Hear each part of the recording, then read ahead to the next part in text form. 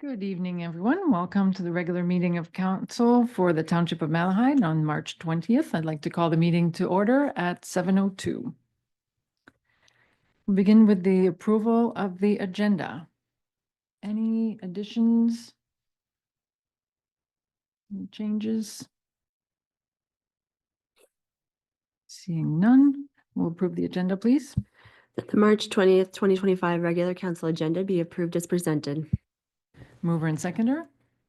Counselor Cerna moves, Counselor Wilson seconds. All in favor?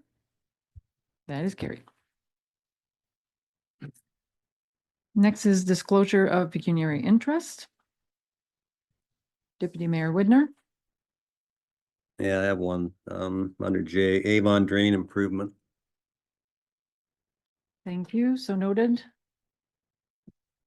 No one else? Okay, so we'll proceed. So this is, you'll notice it's a small switch in the typical order of the agenda so that we can proceed with approving with a consent agenda, which then will allow us to vote on the recommendation from the Committee of the Whole for including O Canada at the beginning of the meeting. And if that passes, then we'll proceed. Please, the resolution, please. Whereas at its March 6, 2025 meeting, the Committee of the Whole recommended to Council items A through B, and be it resolved that Council adopts those above recommendations from the Committee of the Whole. Thank you. Mover and seconder, please. Counselor Cerna moves, Counselor Leach seconds. All in favor? And that is carried. So with this resolution being adopted, I will then suggest that we proceed with O Canada. You may rise.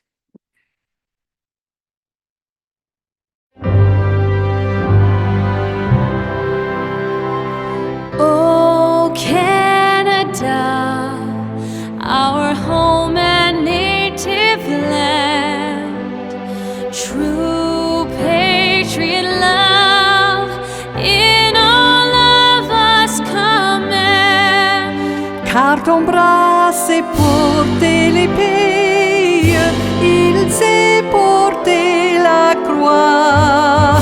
Ton histoire est une épopée des plus brillants exploits. God keep our land glorious and free. Oh, Canada, we stand on guard for thee. Oh, Canada, we stand on guard for thee.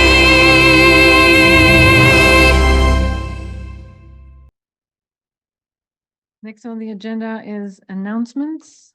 Are there any announcements this evening? Counselor Cerna? No announcements. No announcement, but if I may, could I have a minute? Please, Certainly. in keeping with the national anthem and everything. I have something for everybody.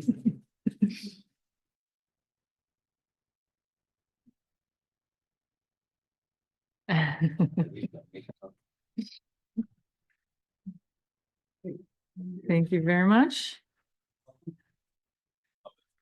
Little pin that says elbows up.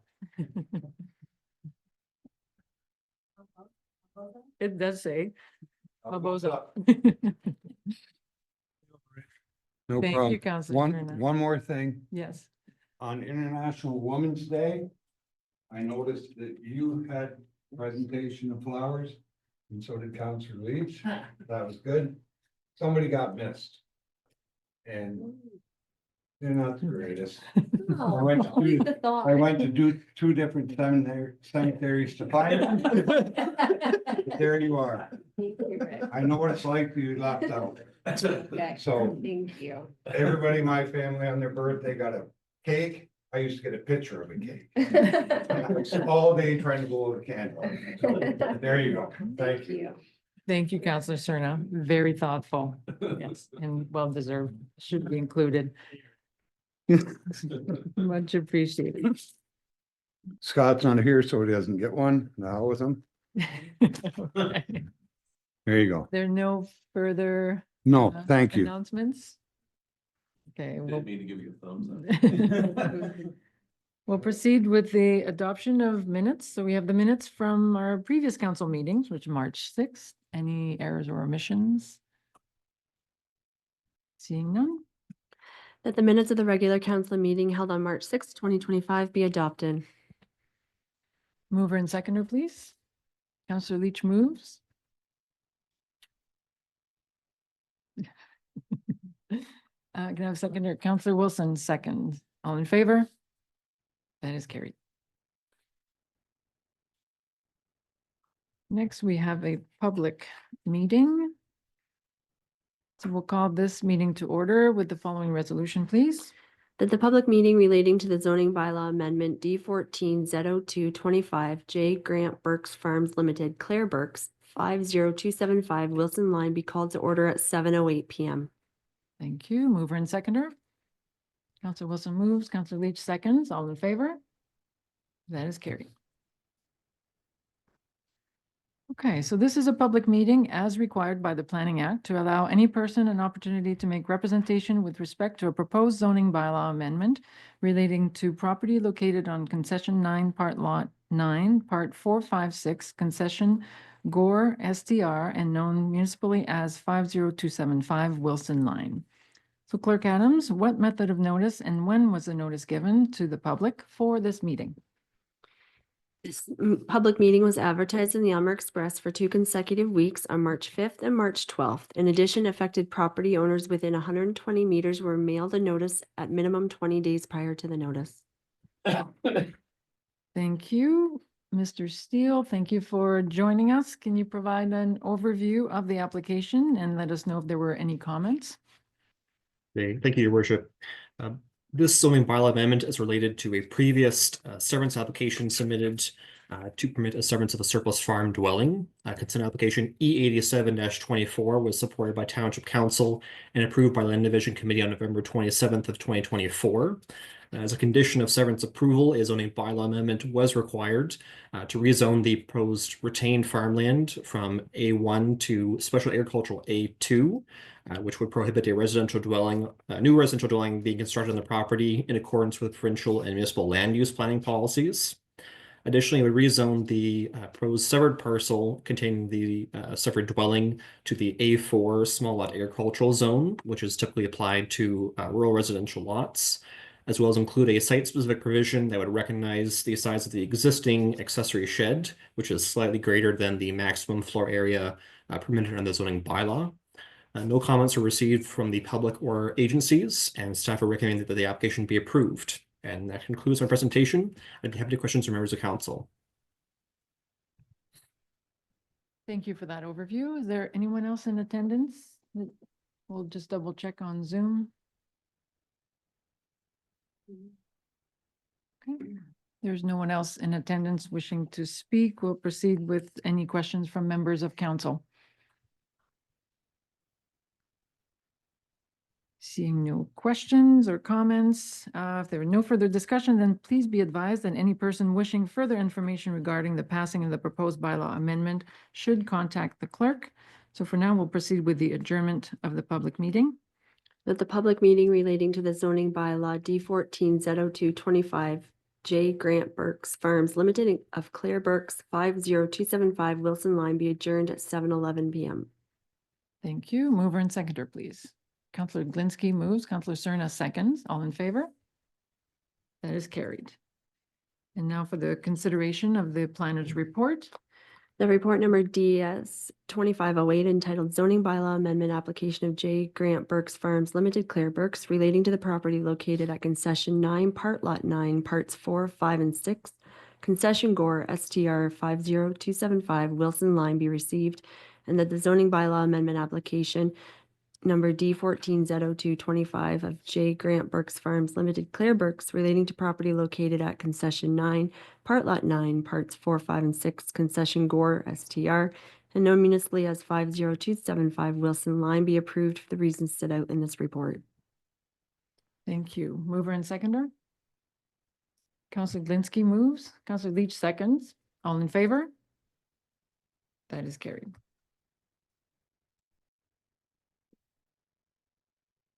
Thank you, Mr. Steele. Was this the only report? No, we'll see you a little bit later on the agenda. For now, we'll proceed with delegations. Do we have the MCP concession? Yes. Marcus, Yes, welcome. thank you. Thank you, Your Worship. Yes, I do have a brief presentation to provide, if I can provide here. I'm just Yes, I believe you should be able to share your screen. Yeah. There you perfect. go. Perfect. Again, thank you, Council, for giving me the opportunity to delegate with this. My name is Marcus Hocko. I'm the owner of the Icebox. I apologize that I wasn't able to attend in person. I'm at my home office as my wife is a nurse, so she couldn't. She had to go, and so I'm on baby duty while I'm presenting here on that. What I'm presenting here for the delegation is our concession proposal. So as you have received our proposal, this is just an additional slideshow just to talk about who we are, what we offer, and how we would be a great fit, and how we would love to take over the Springfield concession. So again, just quickly as we're going to talk about who we are, our successes, what we're offering. So as you might have heard before from the Icebox, knowing us from our 5 years in that, you would probably be thinking right off the bat, isn't that the ice cream store that's in St. Thomas? And while that's where we did start back 5 years ago at 125 Ross Street, we have since grown and expanded our business so that we are now into our second year of being the concessionaire operators for the city of St. Thomas, operating in the summertime Pinafore Park, Doug Terry Ball Complex, a 5-diamond complex there, the beer garden there, the One Password Park soccer complex, and then in the wintertime, the Joe Thornton Community Center, as well as the Memorial Arena concession. So we've had quite a bit with it, and it's been quite the growth and expansion, but something that we've been enjoying and taking and thriving within, that we can now offer, and we are extremely grateful for these opportunities so that we can serve thousands of people and make help and assist with any sort of events happening in these facilities, as well as ones that we've created ourselves. A little bit about our successes. We've been around for 5 years, but we're not short on bragging for our awards. We have won awards such as Best New Business in St. Thomas, a Green Leader Award with the Green Economy London and area, as well as the GHG Reduction of the Year Award. A lot other ones we've been finalists in other prestigious awards with the Chamber of Commerce, as well as provincially with the Ontario Made awards as well. We've been known for our unique service delivery and for our abilities, both with, as you can see with picture there, our ambulance turned ice cream truck, to online ordering, to full servicing and waitering inside of our facilities, and a gift card and loyalty program that puts us, as even though as a small business, it puts us at the same caliber as the large franchise chains. So what we offer that makes us special, especially coming to when we're looking at operating concession, we are a fresh cut fry maker. We don't skimp on the core essential. It's our best seller as it is, and it's something that we know will always be that, and so we make sure that it's of top quality. We are a handmade smash burger maker, so our smash burgers are rising in popularity as we hand make them and prepare them with the freshest ingredients from the area. We're well known for our collaboration with leagues, ranging from the slow pitch to the St. Thomas Cardinals to St. Thomas Minor Hockey, working with them to raise funds and to create collaborative events. So that would be everything from when they decide to have a treat for their players, whether that be a pancake breakfast, whether that's a ticket so they can get a free hot dog, where we then invoice later, but we organize and we handle these sort of things, or when they have large tournaments that we can run and say we can donate a portion of our proceeds to that event, which is something that we're always in for. We're a sponsor with quite a few of the league tournaments happening at the current Doug Terry Ball Complex. We also do event catering with our business at all of our locations. We've done over 40 weddings now in our history, showing that we have a wide range of being able to offer a quality service as well as accurate.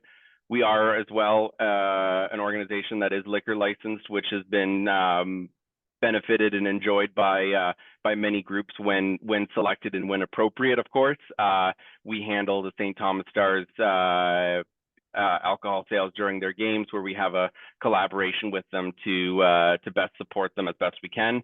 And we're a high wage position paying company. I'm proud to say that we pay all of our staff above minimum wage. We also have what's a scholarship fund for our student workers. So as they work hard to get through the tournaments and to get through the lines, they know that they're also benefiting not just on their hourly and through the tips, but they're also benefiting from the actual sales themselves as they leave at the end of the summer with an extra check in hand to help them pay for school, which is also why we have such a high retention rate. I mean, we're for this summer coming up, from our team that left for school last year, and that we have a 90% retention rate of those coming back to work for us for another season. So these are just some of the things that we wanted to highlight and list to say that these are the things that we would be bringing along with what we've provided in the proposal to the Springfield concession. It's what we've offered and continue to offer as part of our core DNA across it. And then finally, the one that I really wanted to emphasize and just to highlight, just to show holistically us as a company, is we're not just coming in and just operating and saying, okay, there's your food, there it is, and being done. We've also been big partners with the city of St. Thomas, with the different leagues and organizations to put on events and to put on different things that we have the resources and capabilities to do, which is what is created as the Icebox Event Fund, which is a not-for-profit arm that's part of our organization to put on amazing events at these facilities. So this ranges from our outdoor movies at Pinafore. By us taking it over, previously the city was able to find contractors to be able to put on 2 a year. With our contributions and with our equipment and connections with other businesses to find sponsors, we've been able to put on 8 free movies in the park every year. In Pinafore Park, we have vendor markets which range widely in size, but all extremely well attended. Our latest one was a Christmas market that we held at the Joe Thornton Community Center, which had 55 vendors, but had 5,000 attendees come through the space. And then we've also done ticketed events. These ones range mostly in partnerships with different groups when they are putting on events at the facilities. So this would be like Big Brother, Big Sister, utilizing the facilities for a fundraiser. Well, it's ticketed to them, but they're receiving it, but we can support them still by processing transactions, by offering the additional staff. Again, I'm just going to stop sharing my screen at this point. I really wanted to be able to present this on top of what proposal we have submitted for your consideration, just to kind of highlight all the great things that we have, and that we're not just someone coming in and saying, well, we can meet the exact terms of the contract. We become a strategic partner and support that we work together to make sure that the facility, that obviously as you keep pristine facilities, we can be a pristine operator and bring even more traffic and enjoyment to the facilities. And I'm happy to answer any questions, or if there's any more anything that people would like to know about the Icebox. Thank you so much. Thank you so much for taking the time to provide that, the full picture and the additional context to the proposal that we'll review later on. I'll open it up for comments or questions. Councillor Wilson. More of a comment than question, but we're very happy to have someone in there as a vendor. I know there was many nights when I was coming in sideways from the drilling rig to watch my kids play baseball that I was happy that there was some goodies that I could get to eat for supper instead of waiting until afterwards. So it's great the position has been filled, and looking forward to great success there for you. Thank you for that. Any further comments? Yeah, it looks like a very good potential for a strong partnership, and we know from the community when we have not been able to have that service, we certainly heard about it, so we know it is wanted, needed, appreciated, but it's also not an easy business to be into. We recognize that. So it's wonderful to see you appear to have a really strong business model, and it's a sort of a niche market that you are developing really well. So thank you for your interest in working with us and being part of our community. Thank you. And I didn't mention in it too, but I was technically a part of the operations when it came to last year with Christina, as she actually used us as the supplier for her fries as well as like drinks and that. So I've been to the facility many a times to do drop-offs and to enjoy my time there. So I'm glad that we're able to continue it, that there is services offered, and that everyone can fully enjoy it with all the other amenities at the facilities. Terrific. So coming in already informed Yeah. and knowing the potential. Wonderful. Well, thank you again for your time. You're welcome to stay on. As you know, your proposal is will be considered by council later on the agenda. Thank you. Do we need a resolution to receive the presentation? No. Okay. Thank you. So we'll proceed with our next delegation. We have guests from Wind Power Development. So I don't know who will go first to speak. It's a group presentation, a team effort, so you can come to the podium. And do you have a presentation as well? Yep. So we'll let you set up. Yep. So there's a little button with a person, what looks like a person. Okay, I see it. Yeah. Okay. Well, first of all, I want to thank you. It was a very warm welcome. That's not normally expected. So I really appreciate the warm welcome you gave us. And yeah, we really want to thank you for giving us the opportunity to present ourselves, introduce ourselves, and share more about our proposed project here in Malahide. And my name is David Heidak. I'm the VP of Operations in WPD Canada. And today with me is Dilan Unutkan. She's our communications manager.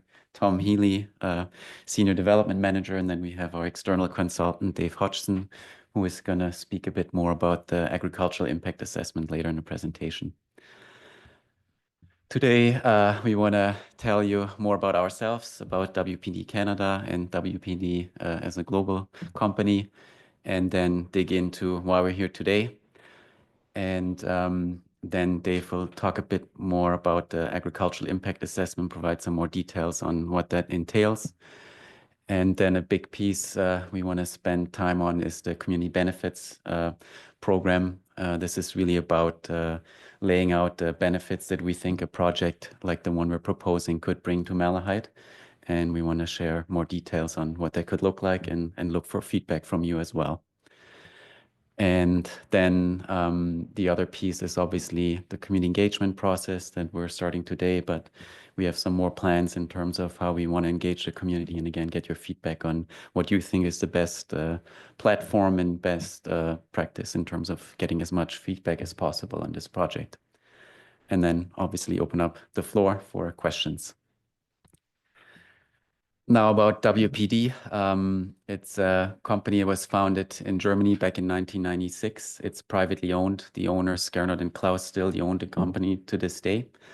And our model that we pursue is really the full cycle development, meaning we're getting involved in the early stages of finding suitable project locations, getting all the permits with stakeholders and regulators, building the project, owning and operating it, and then decommissioning at the end of the life. So we're really doing this full cycle development process.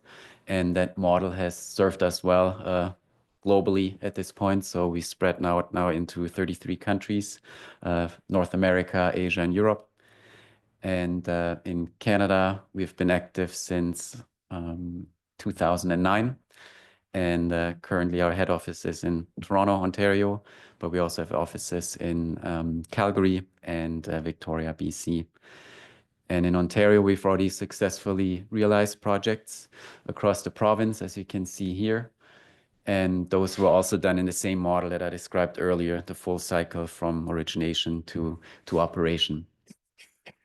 We're also expanding our footprint right now in terms of our project development pipeline beyond Ontario. So we're active in New Brunswick right now and BC as well. Now, the main question is why we're here today. As some of you might know, and I had a discussion already with Councillor Klinsky here, there's a lot of energy demand in the province, and we expect a growth of 75% by 2050. So that's a huge growth from where we're now.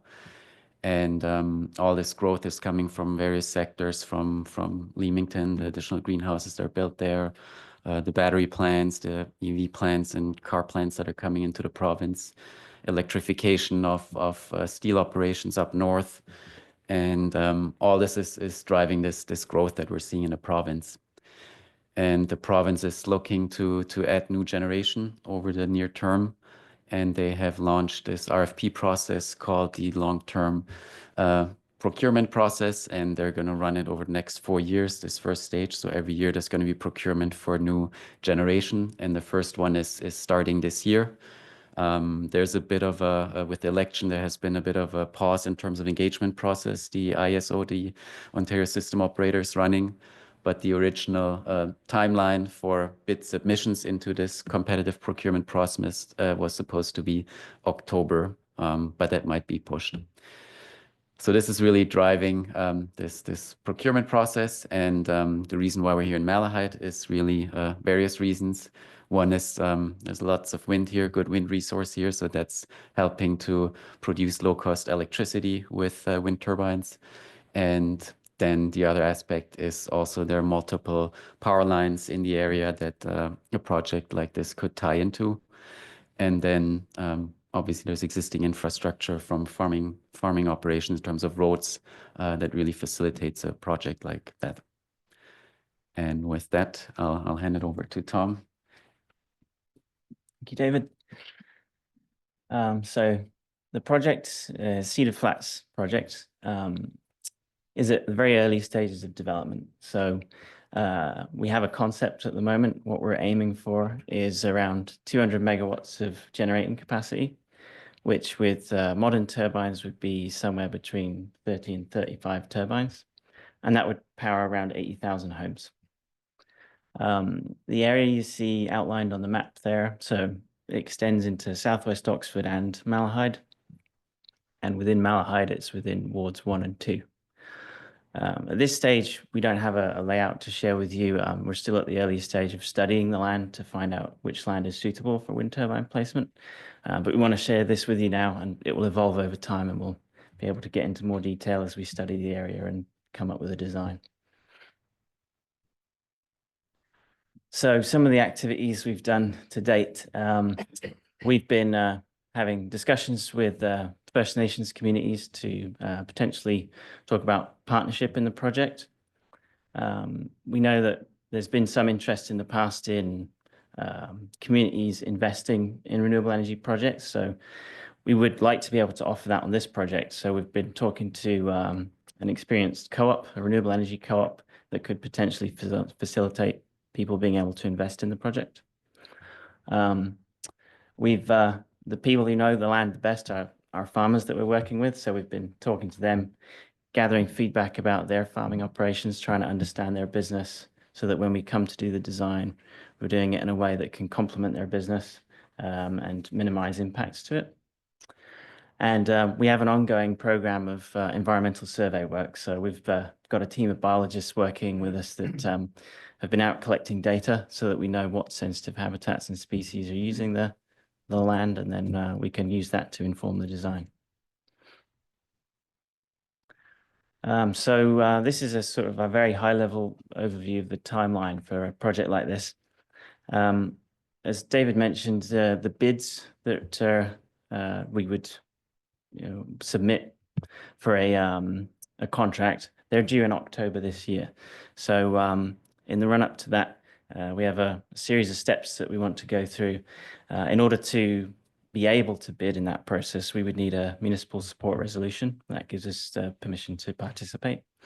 And what we're doing in between now and then is we're going to hold some public information sessions, which tentatively we're aiming for the end of last week of April, but we'd like your feedback on if that's a suitable time. And we plan to do 2 of those sessions. Dave, who's working with us, he's started the agricultural impact assessment, or started to, well, we've been discussing with your planners as to what the scope of that assessment should include.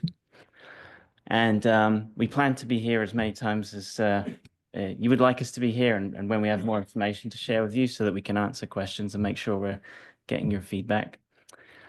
And as I mentioned, yeah, municipal support resolution would be required for us to actually participate in the October process, assuming it's in October. So I'll hand over to Dave here to talk a bit more about the agricultural impact assessment.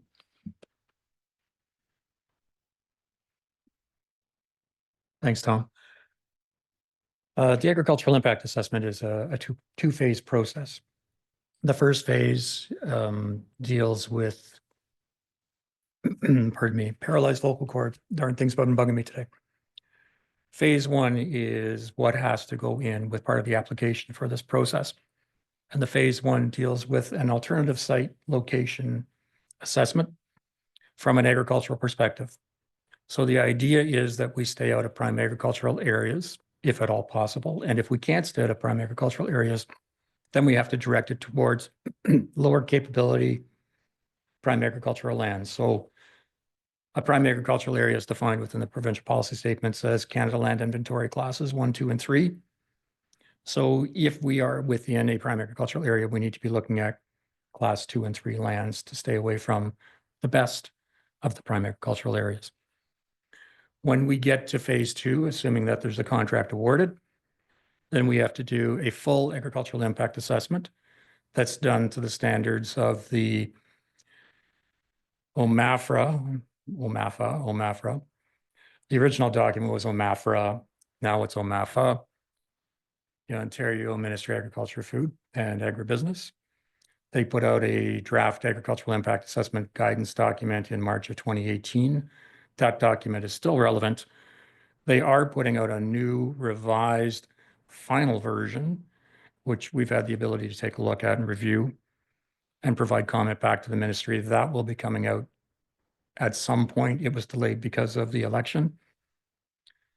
So when we get to that stage, we will put together the ag impact assessment to that standard and to the standards that are required within your municipality. At that point, I'll turn it back to Tom. Thank you. Thank you, Dave. So this slide talks a bit about the potential benefits of a project like this. Aside from the direct income that our participating landowners would receive, which would be 20 years plus of stable income that gets paid whether the wind's blowing or not, what can be felt by the wider community? Well, firstly, we want to set up this community benefit fund. So that's a fund that we want to direct that in the way that can best benefit the community, and we want to receive feedback on where it should be directed to. And the next slide will talk a bit more about our ideas for that. There will be additional tax revenue to the municipality that's paid by the project. That can go into supporting local municipal infrastructure. There's a large amount of capital investment in a project like this, and so there's significant contracting opportunities during construction and also during operation as well to maintain the site. There is direct employment. As I say, this is a large construction project when it gets to that point, and so there are a large amount of labor opportunities during that phase. And again, we also need operational staff, and it's our most successful projects are always the ones that use local businesses and people who know the area. And that's really what we want to start doing now, is trying to establish links with businesses that are in the area, so we know who to go to if and when we come to construct a project like this. And then yeah, there's also additional local stimulus just with all that additional activity of people using the goods and services in the area as and when there's construction and operation happening. So the community benefit fund itself, like I said, we really want to get feedback on where this should go, and that's going to be a big part of our discussions during the open house events. We've talked about some concepts. We could potentially direct it to if there's an existing organization that's already doing community projects. Maybe there are capital intensive projects already in the planning stage in this community that we could direct it to. Energy funding, our product is energy.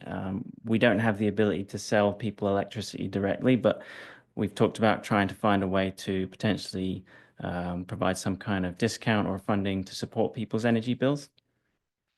And then environmental conservation is very important to us. So if there are ongoing projects in the area that are to do with habitat restoration, that would be another area we'd really like to see investment go into. But as I said, the main thing is we want to collect feedback. So we'd love to hear your ideas, and we want to be able to, make sure that we're not just coming to you and telling you where it should go, but listening to where you would like it to go. So as I mentioned, we're in this program of trying to do the community engagement now. We have 2 public information sessions planned, and we're looking at the week of April 28th. We've been to look at the venues over the last couple of days, and so providing there's no events that would clash with that, and we haven't found out about any yet, we'd hold those then. We have a project website where we'll be posting regular updates as we have them, and that's also where you can sign up to the newsletter, which we will be releasing regularly when we have more information to share. And there's an email set up so that people have a place to send inquiries, so that when we get to the open house events, we know what people might want to know more about, so we can try to make the content suitable for the audience. And as I said, yeah, we plan to be here in front of you again, so we hope we'll be seeing you again many times before October. And thank you, and I'd like to take your questions. Thank you for this introduction. I'll open it up for questions and comments. Councillor Wilson. Well, I guess I'll give you a little background. I'm a well driller, so the groundwater is obviously something that I'm concerned about.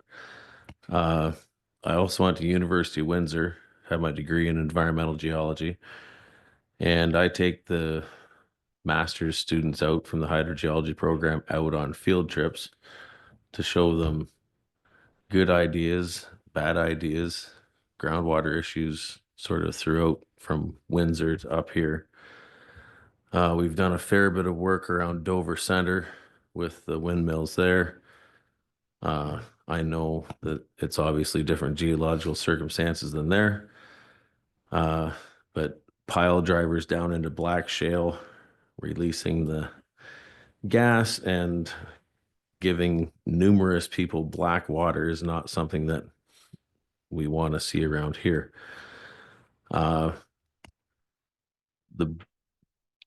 The problem is the Ministry of the Environment, they want to see lots of green energy.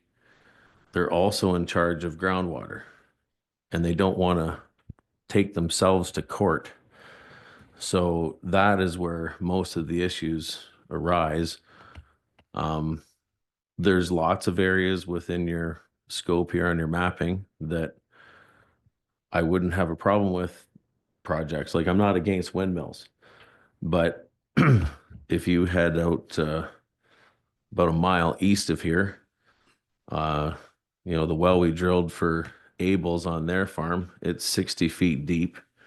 It finishes off in fine sand. And if you tried putting a concrete cube down 60 feet into that area, the windmill would fall over. So I see some areas on the map where there won't be any problems. I see other areas where you're going to have a great deal of problems. So I guess that's sort of my concern, is who is looking at the geology end of it. What's happening above ground is not, it's not without concerns, but wildlife impact studies compared to buggering up people's wells is, well, I'm obviously biased, but it's sort of, that's where my area of expertise and concerns are. So I'm hoping that there'll be some input on that one that you'd be willing to listen to. And I really wish the Minister of the Environment would step up, since they're the experts on this, that I wish they just wouldn't allow this in certain places, I guess. So, Yeah, thank you very much for that comment, and that's exactly the kind of feedback we're looking for, right? In terms of you know the area best, right? And like you said, you run a business here, and that's the kind of feedback we want to hear. And as we develop projects, one part is for every site we do a geotechnical investigation, right? So that's where we test the groundwater level and general other parameters that later then define the foundation or gives us information in terms of how to design the foundation, or as you said, where to maybe avoid a turbine location because the soil or the parameters are not really allowing a foundation that we need for that kind of a turbine. So that's really good feedback, and that's something we definitely want to work then with locals to make sure we get that, and as we do the geotechnical investigation to align that with the conditions. So If you can recommend a company, we should use. Yeah. That might, be my motion. Yeah, pecuniary interest. Other comments, question, Deputy Mayor Widner? Yes, thank you, Mayor, through you to these people. Premier Ford had a good talk up there about windmills at the last conference. What constitutes unwilling host or willing host, and how does that criteria established? Because he said anybody that's an unwilling host in the area that would not get them, but I'm not sure what the criteria, how it works, how long it takes, and the consultation. So could you explain that maybe? well, I think the designation you're talking about is something that, yeah, some municipalities choose to do. But what's really what Tom touched on as well in terms of this competitive procurement process that we're pursuing, it's really about engaging with the community and the council and municipality and making a decision. Is there a municipal support resolution passed or not? So that's really the opportunity that's been given to the municipalities, the power to look and engage with the developers like ourselves, collect the information, and we share our information on a project. And at the end, you can make the decision, do you support a project like this in your community or not? So that's really what we're trying to do today with explaining the process, what the province is running, the procurement process, and our project, what it would look like, the benefits it could bring to the community. And then it's really up to the municipality to make a decision. That's really our intention here. If I can add to what David was saying, oh, sorry. Yeah, the support resolution itself will just give us permission to participate in the procurement process. It's not an approval for the project. We couldn't then construct a project without then going through a full environmental approval process. So it's just kind of one step in many stages of approval that we would have to go through for a project like this. Councilor Reach? Thank you for your presentation. So I have a couple of things. I am a big proponent of different forms of energy, but obviously right place. What is the minimum number of turbines that this project could conceivably operate with? And I am well aware of the transmission line, having property on that transmission line, and understand that it was insufficient for other power projects. So has that already been determined that it would be sufficient to be able to transmit your power across it? And we are in a flyway for tundra swans, and they don't typically get a lot of height. So how is that factored into this project? So there are 3 questions I'm taking, so maybe I'll start with the second one just to change it up. So in terms of the transmission line, yeah, that's a good question, and that's something the ISO is still working on. Actually, they're working on a guidance document in terms of where there is capacity in the province and which transmission line. So waiting for that to be released. But we had in the meantime some consultation with the ISO and Hydro One, and there appears to be capacity in the area. Which exact line, that's still to be determined. But yeah, you're right. Some are maxed out, some have capacity. So we're just waiting for that information as we work on the design. And then the other ones. Yeah, and maybe on the point about number of turbines. Just to come. Oh, sorry. Yeah. On the point about number of turbines. So, as I said, we have a concept to aim for around 200 megawatts, and that would be, yeah, somewhere between 30 and 35 turbines. We are entering a bidding process, and part of that is they will test, to your point about the capacity on the lines, they will do a deliverability test as to whether or not that amount of power can fit here. And so we will be looking at a number of scales to see, to make sure that there is potentially a project that could be, could succeed in that process. So we might go down to maybe half that size. That would probably be a level where it would still be economically feasible. The bidding process is that we have to generate affordable power. So only the most economic projects will succeed. So there is a sort of a scale factor to that, but I would say somewhere between, as I say, the upper end being the 35 and then the lower end being around half of that. And to your point, waterfowl, yeah, we are actually just about to get our biologists out on site to start the waterfowl survey. So it's all part of this program of determining what sensitive species are using the site and where's good and where's not so good to put turbines. So. Please, thank you. So if there is not sufficient buy-in by property owners, does that make the project not feasible then? Like in terms of if you have 30 to 35 turbines, is going to be economically feasible. Does that mean that if you don't get your minimum number, then the project is abandoned? Yeah, sure. Yeah, I think if I understand you correctly, yeah, there's a sort of a minimum scale that we would aim for, and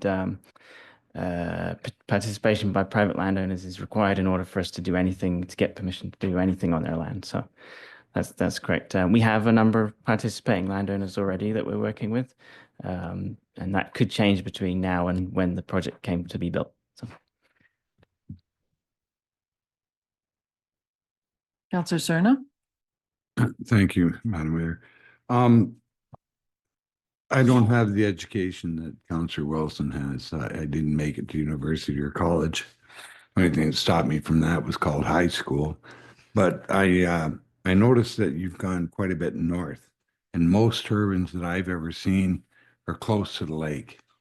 Why the big jump all of a sudden that you're going so far north? Because I know north is more clayish. And he was talking, Councillor Wilson was talking about drilling in deep and all that stuff. Well, I'm located south, and that's sand. And when you drill down, you hit sand. So I don't think all the problems with the water would have the same effect in the south as it would the north. So why have you gone from close to the lake to so far north in the township? Yeah, well, I think it's a combination of factors. So as we said earlier, in terms of how we identify suitable locations is based on multiple factors, one being the wind resource and then also access to infrastructure. But the other one is also in terms of interested landowners, right? In terms of who is willing to participate in a project. So that all leads to how we secure land and somewhat start mapping out the project locations. So, but you're right. I mean, there are some locations where the wind resource might be better and conditions would be better, but it's all a factor of all those multiple pieces that have to come together. And And we happen to get interest in this area where we are now in Malahide in Southwest Oxford, and the wind resource is still strong, and the other conditions, like we said, transmission power lines are available. So that all led to that project location, but it doesn't mean that there are other locations that are also suitable.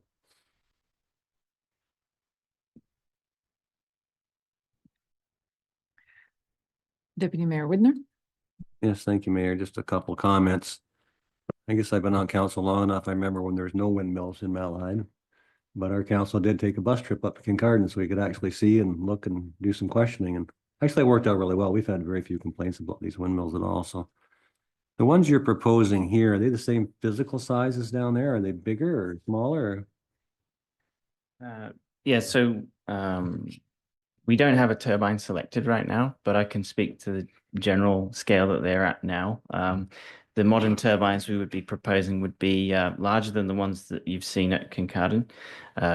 They would range, they go up to 200 to 220 meters in height.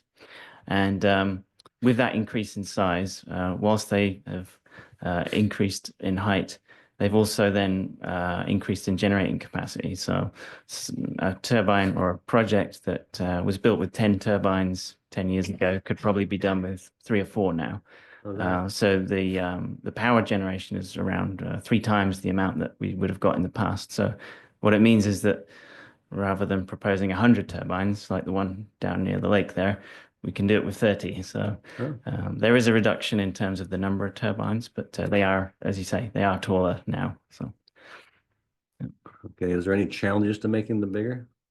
Sorry? Is there any more challenges to making them bigger? Or are they noisy or anything out there bigger? The noise isn't just a fact, is not just related to their scale. So what you might find is that older turbine technology is actually has louder noise emissions just because the technology has evolved. And, you know, because noise emissions are an area of concern for the community, it's an area where they've put a lot of effort into the research and development of the turbines to try and minimize the effects. But it's very specific to the turbine model, and we have to do a noise assessment in order to predict the noise levels that will occur at the receptors in the area. So, but yeah, it gets more and more challenging the larger you go. It's an engineering problem that a lot of smarter people than myself spend a lot of time trying to solve. So, yeah. Thank you. Thank you. So it sounds like you had enough interest, so because it is a bit of a catch-22. You have to get started, but then you need to investigate further, but then you need to generate interest before you can investigate further. So I can appreciate, but so it sounds like there's still lots of work. So this is very, very, very early days. I'm just emphasizing that for our community, that this is not, the council is not considering a project at this point. You're informing us that you're doing all this really important work in terms of zoning, in terms of environmental impact and capacity. So there's still, and so at this point, you have not ruled out perhaps other locations. It's just, this is where you're starting. Could there be would you possibly consider other location if within the township or? Oh, you mean within Malahide? Yeah, within Malahide, yeah. Yeah, I mean, it's somewhat tied to the assessments we're doing and the agricultural impact assessment. So there's certain flexibility, but we have a good sense, I think, of the general area. And but yeah, like we walk through, there might be adjustments there. Great. And as they say, timing is everything. You're probably aware of the incident, the wind turbine incident that just happened. So of course that gets people's attention in terms of community safety, and you're in the peak season of the tundra swan migration. So I hope you've had a chance to have a look. It's just down the road. It's a magnificent site, and it's a very, very unique and a very, very important area that needs to be considered. And like I said, the timing couldn't be more perfect for you to see it with your own eyes. Any other questions or comments? Councilor Glinski? Madam Mayor, what impact would, let's say I wanted you to put up a turbine on my property. how much land am I going to lose from agriculture for the turbine? Because number one, there's the turbine. And number two, you have to have some way of getting to it. So is the turbine going to be placed close to the road or at the back of the farm where you would be cutting into more agricultural land? And once you put a road on agricultural land, it's there for the life of the turbine because you have to have access to the turbines. So one turbine would equate to how much lost land? Do you know offhand? Thank you. Yeah, I can speak generally. Typically it's around 1 to 2 acres that we would take from the parcel. That would include the road and the base of the tower. And then the land around it can continue to be farmed as normal. And when I mentioned earlier about talking to our farmers first, I mean, that's where we start, because a lot of the time what happens in those discussions is they tell us, well, you know, trying to connect these 2 bits of the field, or there's this road you could use and I could use that upgraded. So we try and align all of the roads with field edges or where there's existing tracks that they would like to see upgraded. But, you know, you can't always do that. So then, yeah, it would come off as a spur into the field. And usually the turbine is positioned away from the public road towards the back of the lot, but it all comes down to setbacks, you know, setbacks from properties, setbacks from roads, and parcel boundaries as well. So, but yeah, that's the kind of general rule of thumb I would say is 1 to 2 acres. Follow up on that. What kind of money would 2 acres generate for the farmer? I don't have a farm up in that area, so I can ask those questions. What kind of money would that generate for the farmer? Because that's land loss for the full time the turbine is there. It's not a one-time deal and then everything is hunky-dory from there on in. It's there for maybe forever. Yeah, well, it's a good question. And I mean, the agreements we have with the farmers are individual agreements, right? I mean, they had a discussion with us in terms of what is a good offer to them, right? To pass on the land to a wind turbine. So it was an attractive arrangement for them. So I don't think we're comfortable sharing maybe numbers with but obviously the landowners are. It is attractive enough for them to get. Yeah. Fair enough. Councillor Leach. Thank you, Madam Mayor.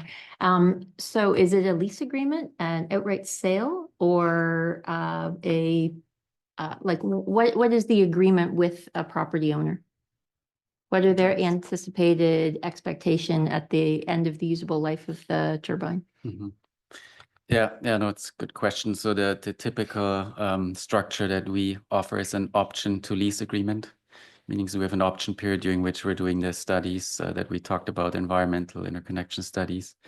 And then if we get all the permits and the support from council and get the go-ahead to build the project, then the lease would kick in and we build the project, and that's when the revenues come into the farmer. And we also have provisions in there that guarantee the decommissioning of the project at the end. So that's our typical structure of the agreement. So the option period, lease, and then the decommissioning. Is the decommissioning your organization that does it? Or is that the onus of the property owner? And if your company doesn't exist for the lifetime of the turbine, what happens then? Yeah, that's a very good question and something that comes up a lot. And we can say that we have our agreement is very very advanced in a sense that we have built in those protections for the landowner that if we're not around, there are securities in there in form of a blocked account or a letter of credit that they can draw on it in case we weren't there. So our agreement is up to standard when it comes to that.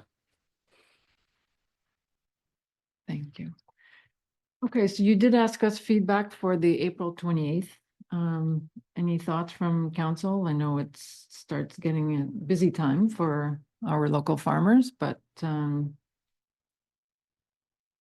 a Monday evening, right?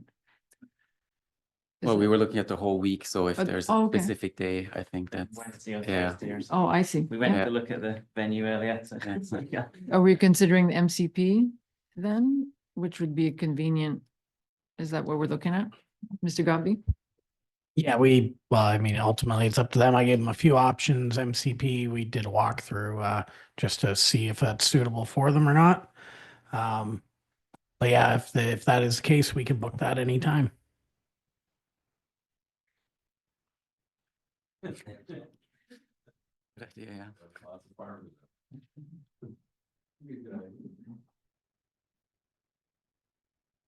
Okay, so I know we have a council meeting on the Thursday, the May 1st, so probably I would avoid that.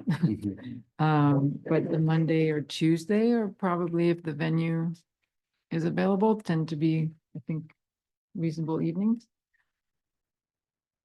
There's no other feedback. Yeah, Yeah, thank you. That's good. Councilor Leach, I will be away on the 28th, and I'd really like to be at this particular event.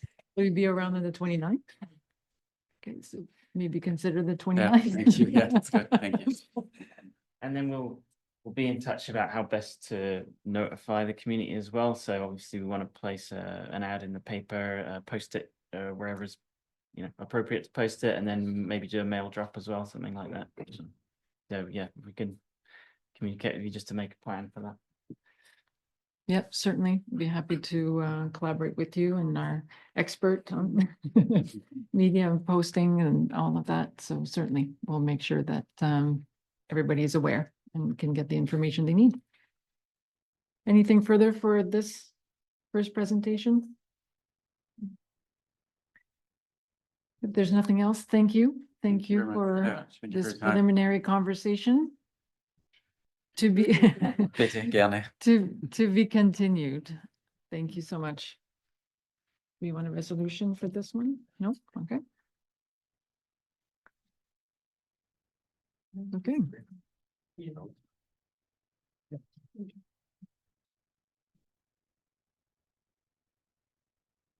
Okay, so you're welcome to stay or or exit for the riveting next few reports. All about water. Welcome again and have a nice evening.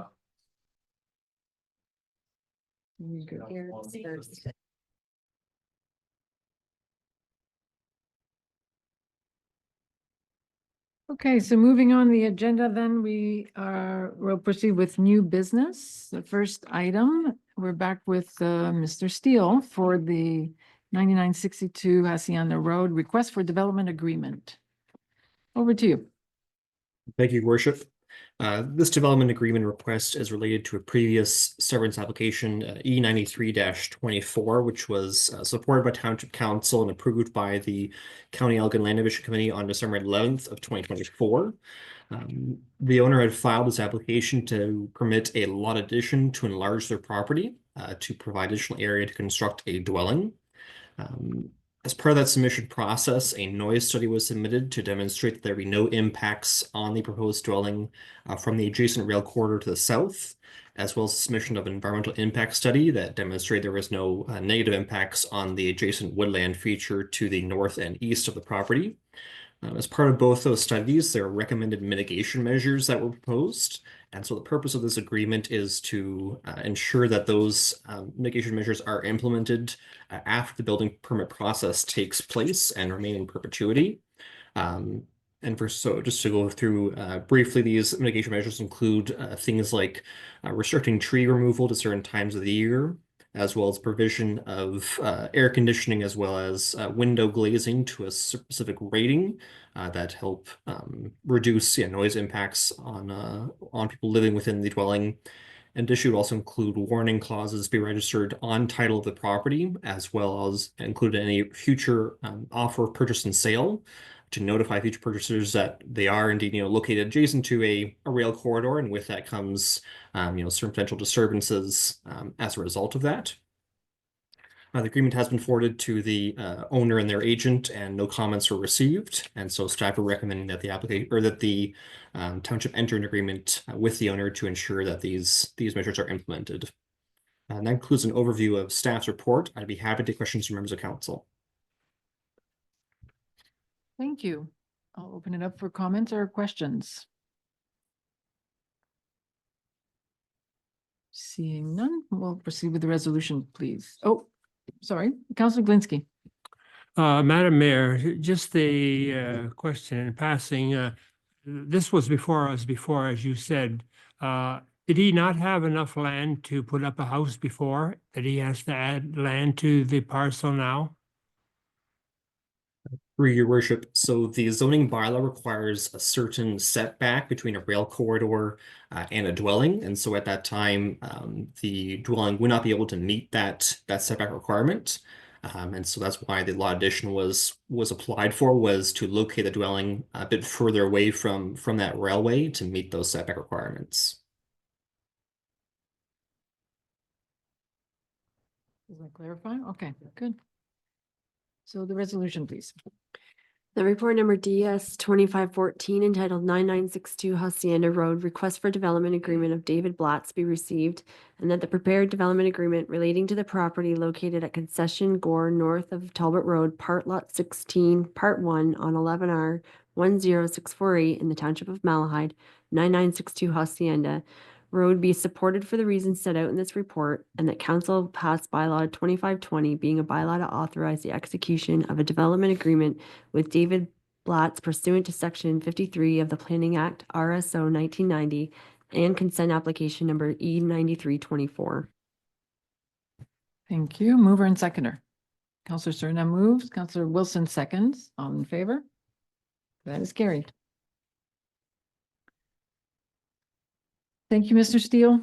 Enjoy the rest of your evening. You as well. Next, we'll proceed with Director Gopi. We have a series of reports for us, starting with the water distribution system report. Go ahead. Thank you, Madam Mayor. Through you to council, report PW 2505. This is the first of 3 water-related reports that I'm going to generally glaze over for you. If you will notice that they are very extensive reports. So this first one, PW 2505, is entitled our fourth quarter 2024 operations report. As council is aware, operation and maintenance of Malahide's water systems is contracted out to the Ontario Clean Water Agency, or AQUA. As such, AQUA provides Malahide with written quarterly reports in addition to all of the regular daily dealings that our staff and their staff have in order to successfully operate these systems. So presented here is the Q4 report, which is essentially a annual summary for 2024 kind of operation and maintenance activities. It can be generally summarized with the fact that there's nothing of any concern going on in any of our Malahide water systems. I guess that's one of the key takeaways. There were no health and safety concerns related to any of our operations out there. And as I believe was previously communicated to council, we did receive a 100% MECP inspection score for our Malahide water distribution systems.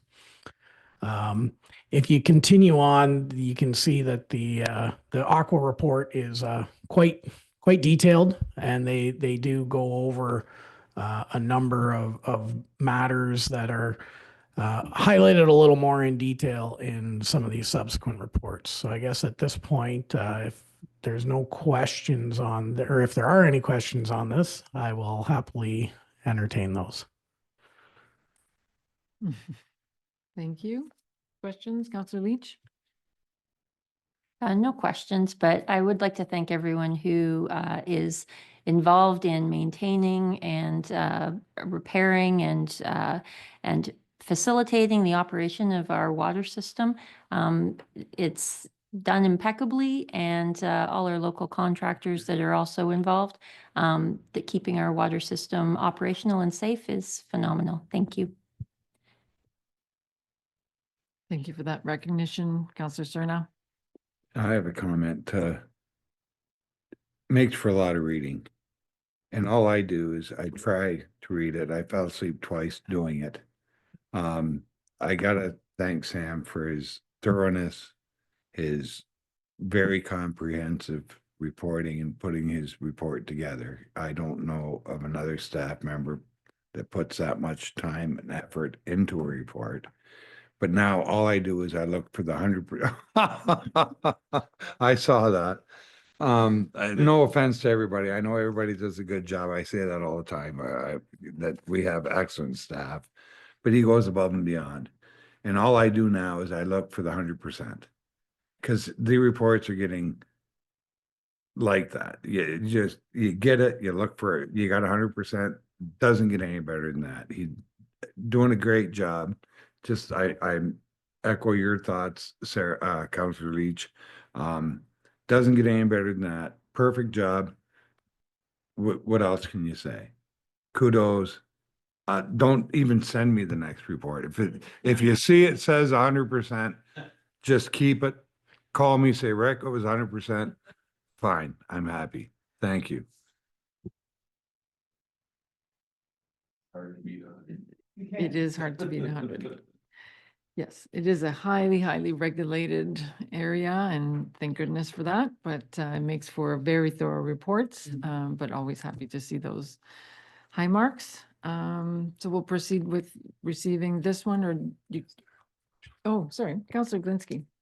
Madam Mayor, just to follow up on what Councilor Cerna was saying, Sam puts in an awful lot of time, and unfortunately, I read most of it, if not all of it, and I could see that he or somebody might be called out at all hours of the day or night to look after either a chlorinator that's not working or plugged up, or has sprung a leak, or a water line that's broken, and obviously he can't fix everything himself, but he has access to people that can, and there's more that involved than meets the eye here. There's the SCADA, there's the water pressure, there's the chlorinating, and the chlorinating is a kind of a problem along the Lake Road for some reason or other. I wasn't able to pinpoint why they seem to be down quite often and needing tender, loving care. But again, Sam would be the person that was that had his fingers on the pulse of things, and I don't know whether he gets enough credit. And I just wanted to put a little credit in his direction, because I did read the report, and he had his finger into many of the things that had to be looked after, that we as counselors aren't even aware of. Thank you. Thank you for that recognition as well. Yes, we're very fortunate to have that level of dedication in this area. It's very serious, so thank you. Any further comments on Deputy Mayor Widner? Yes, thank you, Mayor. I know years ago we were told we had to be presented all the information because we are liable for the water system. That's council is. Is that still true? Because we were told we have to go to the water treatment plant and look there too, and we did a couple times. So I think that's why it has to be Shalom. He has to present everything to council because we're responsible. So that's the reason. Yeah, through you, Madam Mayor, that is correct. Ultimately, council as are deemed to be the owners or the owner representatives of the drinking water system. And as such, you do have a statutory duty of care through regulation, which basically that probably would have related back to the presentation and the field trips and stuff that would have been happening back then. It is something that we do regularly go over. If anyone is interested in some more review of the statutory duty of care, we're happy to happy to bring something like that back. But just if I could, I definitely can echo your comments about, the dedication of staff, Sam and the staff at Aqua, and, the late nights in the middle of the night to get up and deal with things. It truly does make a big difference when you have people who genuinely care, working for you and working for the community. So I will definitely make sure and pass that on to him as well. Thank you. And it's, there is a training for council and that comes around every year. I highly recommend it. It's a good refresher because there are some changes with the regulations every year. So highly recommended. We can certainly make that information available to everyone. Councilor Wilson? I'm just curious how often we have to take that course. Because I had to take it because I'm on the Kettle Creek Conservation Board and we do some of that overlaps there. But do we have the same obligations on council? Through you, Madam Mayor, I don't believe it is stated that you must have the training. However, not having the training does not absolve you of your obligations of that duty of care, which is one of the reasons why most frequently you'll see municipalities provide that or a refresher, maybe condensed version of a course like that, usually after as a council initiation thing. I think it was just due to timing of the world this last go around that it didn't happen. And that's why I do say that if we ever do want to have something like this brought forward, it could be even as simple as getting Sam or Aqua or a combination thereof to come to council and do a bit of an overview or presentation, education session, if that is council's desire. Yeah, perhaps something we can look into because it may have been a while. And yeah, so something we could combine with the council meeting as a development and learning session. Thank you. Let's follow up on that. Okay, so we'll receive this first one with the resolution, please. The report number PW 2505 entitled Malahide Water Distribution System 2024 Fourth Quarter Operations Report be received. Mover and seconder, Counselor Cerna moves, Counselor Glinski seconds, all in favor. That is carried. We'll proceed to the next report. Mr. Gubby. Thank you, Madam Mayor. PW 2506 is the 2024 Drinking Water Quality Trends and Management Review of the DWQMS Operational Plan. As a mouthful that is. As you're aware, the Drinking Water Quality Management System, the DWQMS, is basically the kind of ISO type standard that has been implemented for the management of water systems.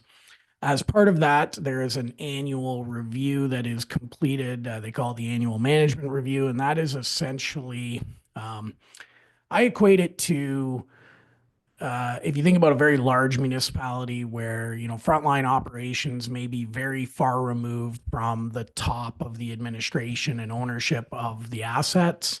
The intention is to make sure that those people at the top are always informed as to what's going on and that they're not getting surprised because they do carry the statutory duty of care. They do this annual management review as a mandated part of the QMS. So we go through this exercise, even though we all know very well and are very well informed as to how things are going. Regardless, this is a legislative requirement for us to present this information. So that's why we're here. The one other part of this that's kind of been tied into there is a generalized review of our water quality trends, which basically is stating that for the most part, there's not any significant changes in anything that's happening with our lake water intake and with the treatment processes and with the distribution of that water to our residents, which I would generally equate to being a good indication of the high quality of professionalism and expertise by those people who are operating from the treatment plant all the way to the customer's residence. So with that, we can take any questions if you have any. Thank you. Questions on the drinking water quality trends and management review? Seeing none, we'll proceed with the resolution.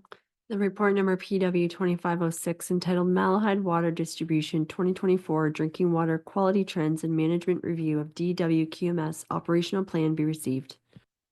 Mover and seconder, please. Deputy Mayor Whitner moves, Counselor Wilson seconds. All in favor? That is carried. So let's move to the Water Distribution System, Section 11, annual report. Thank you, Madam Mayor. Through you to council, PW 2507 is our Section 11 annual report and our Schedule 22 summary report, which again are two very specifically titled and named legislative requirements that we need to be met. Essentially, the MECP tells us that we need to provide these two reports in these generally prescribed formats to council and to the public, and have them available for all consumers of our product, being the water. And this report satisfies those arrangements. It is generally going to be almost a repetition of a lot of the data that you would have seen in the previous two reports. But if there are any further questions, I will happily answer them. Thank you. Questions or comments on this one? Seeing none, the resolution. The report number PW 2507 entitled Malahide Water Distribution System 2024 Section 11 Annual Report and Section 22 Summary Report be received. Mover and seconder, please. Counselor Glinski moves, Counselor Cerna seconds. All in favor? That is carried. Moving right along, wastewater collection system annual performance report. Thank you, Madam Mayor. Through you, PW 2508 is the Malahide Wastewater Collection System Annual Performance Report. We can't talk all this about water without thinking about the other side of things. So that is the purpose of this report. It is not nearly as legislated as of yet. However, in keeping with good practice, we want to keep the public and keep council informed as to what is happening with our systems. So that's the primary purpose of this report. I guess overall, it could be summarized as 2024, we saw a slight increase in flows at the Springfield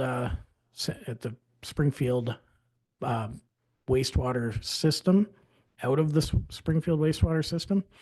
It's not anything that is concerning. However, one thing that we have always noted is the increased or the correlation between wet weather events and increased flows, which seems to indicate, as has been previously noted, that we do suspect there is a certain level of inflow and infiltration within those systems. That is something that we're continuing to try and pinpoint and make a game plan with Aqua as to how we might be able to better address that in the future. Otherwise, operationally, everything was running very well. We didn't have any significant blockages or backups or any of that, any of those things. No discharges to the natural environment, which is also a good feather in any wastewater system to have. The one other point of note is that we've done some increased education and outreach with the OPC, who are about 50% of the flows at that station. And the main thing is to get on the train of, things that aren't supposed to go in your sewers. So our intention through the course of this year is, now we've got a lot of this information developed, is to look at how we can best redistribute some of that to our residents of the village here. It is available on our website currently. It is a little buried in there. So that is something that we'll be looking forward to this year to doing a little bit of improvement on. With that, if there's any further questions, I will happily answer. Thank you. Questions? Counselor Leach. Just a comment. In conversation with Sam, he was highlighting that flushable wipes aren't necessarily as flushable as they say they are, and are some of the problematic features that cause our repairs to need to be done. So maybe if, as part of that outreach will include, don't put flushable wipes down your systems because it causes problems for everyone at the end of the day, including our budget. Director Gubby? Thank you, Councillor Leach. That's a very good point, and that is one of a very highly discussed topic in the wastewater world, at least. Just because they call it flushable doesn't mean that it's actually biodegradable or that it actually breaks down or that it does any of those things that some people associate with it. It just literally means that it is capable of passing through your system into our system, where then it gets to screens and pumps and any other debris that gets caught up and binds with grease and makes all kinds of ugly, nasty things. So it is generally a great idea that, they can simplify this as basically if it's not toilet paper and it didn't come out of your body, it doesn't go down your toilet. So that's my public service message related to that for the night. Thank you for that. Perhaps partnering with the school as well and working with, can't start too young to even understand that concept. Counselor Wilson? I'm not sure if this is much of a problem at all, but I did hear a radio sort of documentary about a certain municipality handing out just containers for dumping in your bacon grease. And then they had collection centers, and it's something I know I'm not supposed to flush down, but if it's if you want to start doing some public awareness stuff, it's maybe something to consider as well.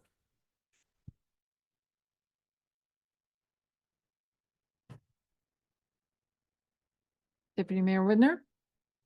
Yes, thank you, Mayor. Through to Jason.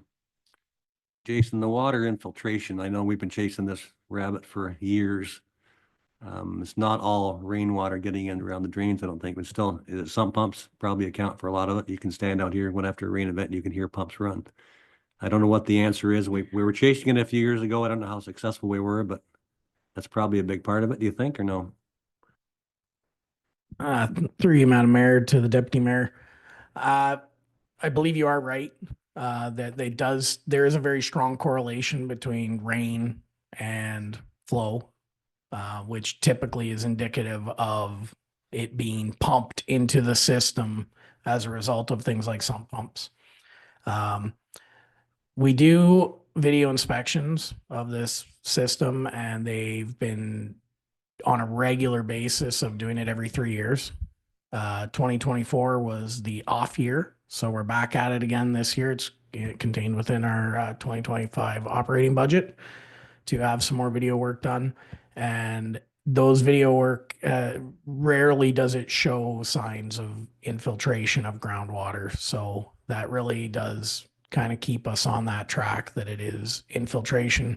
Part of the concern is that without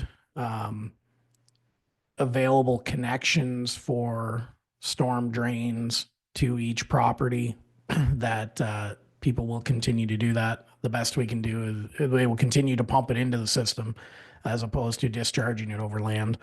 That is something that will become part of the focus of our education bits, and that's something we've been having lots of conversation about Aquas with as to how we can best do that.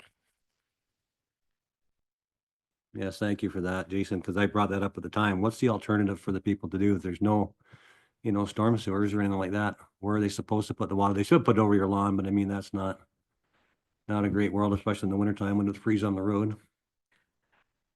Through you to the Deputy Mayor, the standard response is yes, you pump it up and over your foundation wall and out and discharge it away from your foundation on your yard.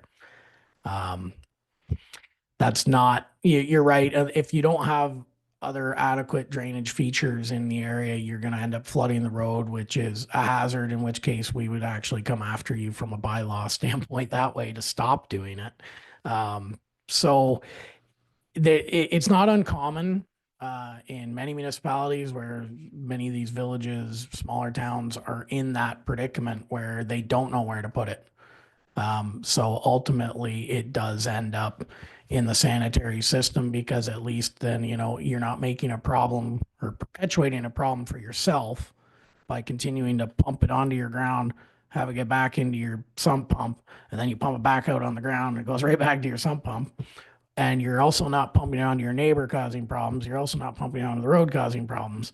So there's no real magic bullet, but that's one of the reasons why over time, a lot of municipalities have gone to installing separated sewers in any towns when they do a reconstruction work. If available, you install that stormwater infrastructure, which gives each property a positive place that they can connect to so that it doesn't end up in the sanitary system.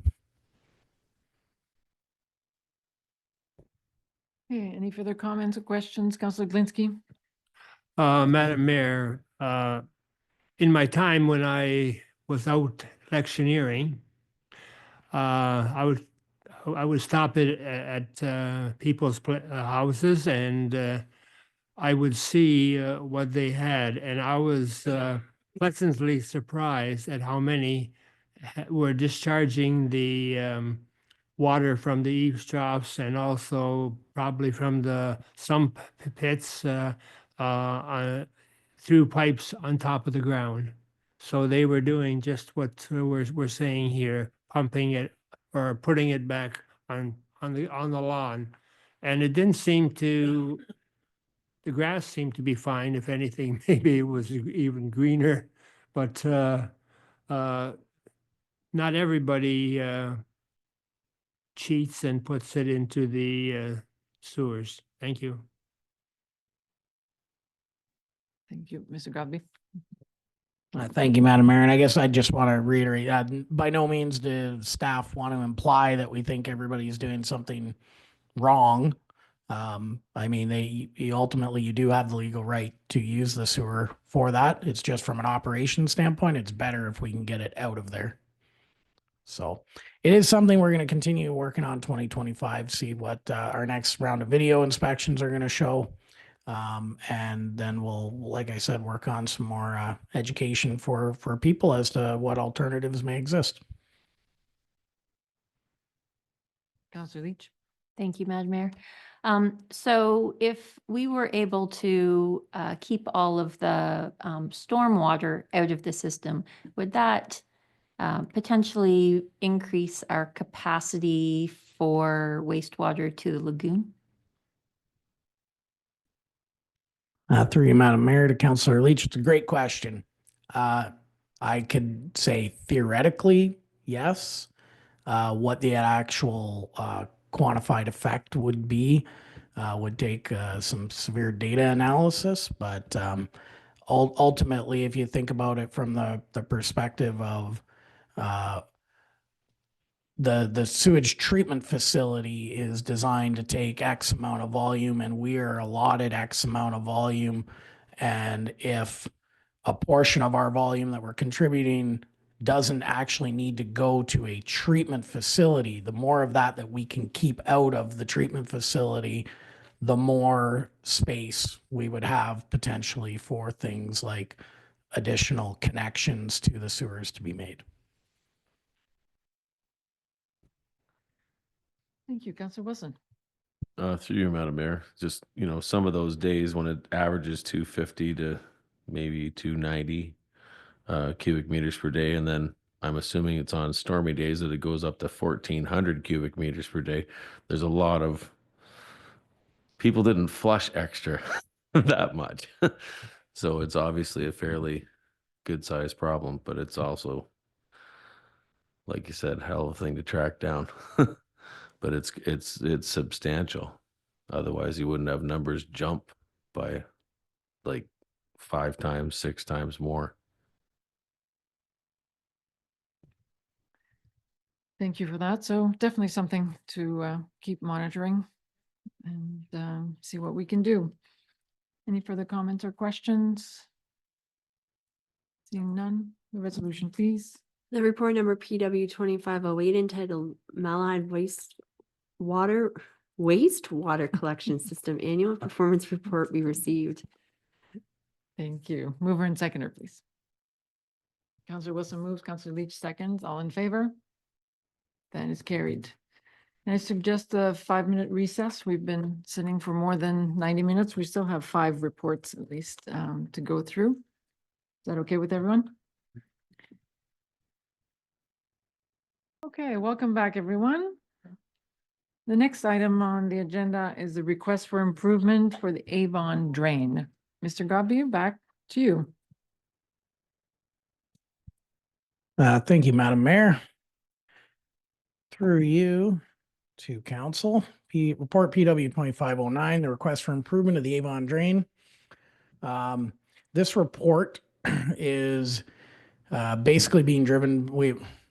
We've received a petition, 2 petitions for improvement to the Avon Drain. 2 major drivers here, the County of Elgin, their reconstruction plans of Putnam Road, as well as the expansion and site plan control being applied at the Avon feed mill.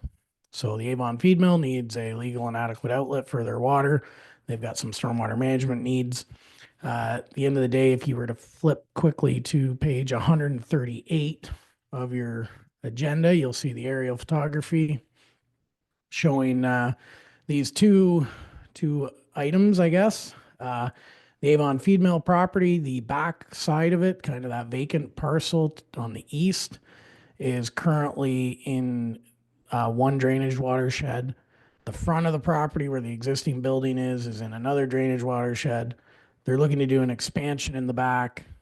They need to control all their stormwater, so they're going to have a bit of sizing coordination with the drainage engineer, as well as a reapportionment to firm up the drain boundaries. As well, the county is reconstructing Putnam Road. If council has noted driving out that way, that they stopped just shy of the village last year in anticipation of this drainage work that needed to be done. So petitions are in hand. We are proposing to award this work to Spreets, who will work with the engineer at the county, as well as the engineer for the Avon feed mill property, to make sure that all of this work can be as seamlessly as possible, coordinated, and get everybody's needs met while following through the Drainage Act process. So if there's any questions, I will gladly answer them. Thank you for the overview. Questions, comments? Counselor Leach? Thank you, Madam Mayor. I'm just very mindful of the work it takes to coordinate a project. And I'd like to thank you for trying to make it all happen so there's no duplication or ripping up and then replacing. So thank you. That's a good point. Any further comments or questions? Seeing none, the resolution, please. The report number PW 2509 entitled Request for Improvement Avon Drain be received, and that George Rican, P. Engineer of Spreet Associates, be appointed to prepare an engineer's report to address a drain improvement pursuant to Section 78 of the Drainage Act, RSO 1990. Thank you. Mover and seconder, please. Counselor Wilson moves, Counselor Leach seconds. All in favor? That is carried. Counselor Cerna or Director Sport, do you want to get Deputy Mayor? Oh, okay. Thank you. Next on the agenda is College Line reconstruction, a change of scope. Mr. Gubby. Thank you, Madam Mayor. Through you, report PW 2511, College Line reconstruction, change of scope. It was previously communicated to council through the 2025 capital budget that it was our intention to reconstruct College Line from Springwater Road to Rogers Road. However, due to a pending planning application in this area, staff are recommending deferring this work until that development the development work and any associated road or drainage works in that area are known as to exactly what needs to be done. Therefore, we're proposing to move our College Line reconstruction up from 2026, where we were planning to do Hacienda Road to Springfield Road. We're going to propose completing that during 2025. These two road segments are approximately the same scope of work, and it is going to be completely done within our 2025 budget allocation. So essentially, we're just looking at bringing the 2026 work up to this year and pushing this piece, this final piece, or what will be the final piece of reconstructing college down the road until this other work is done. If there's any further questions, I will answer it. Counselor Leach, and then the Deputy Mayor. Thank you, Madam Mayor. Nice to see the pivot. Do we know impacts to the budget from the current climate of financial issues? More broadly? Take them.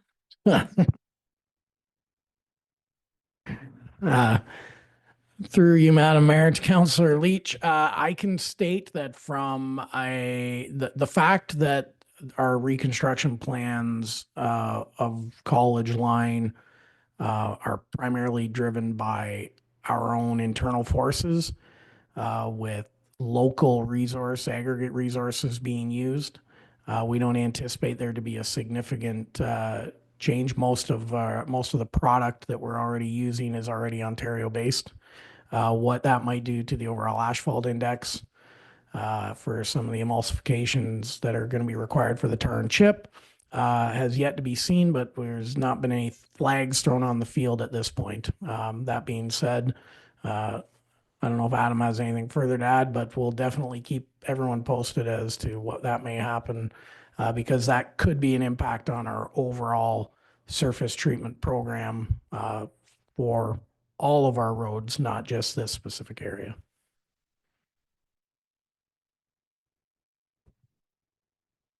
Yes, thank you, Mayor, through to Jason.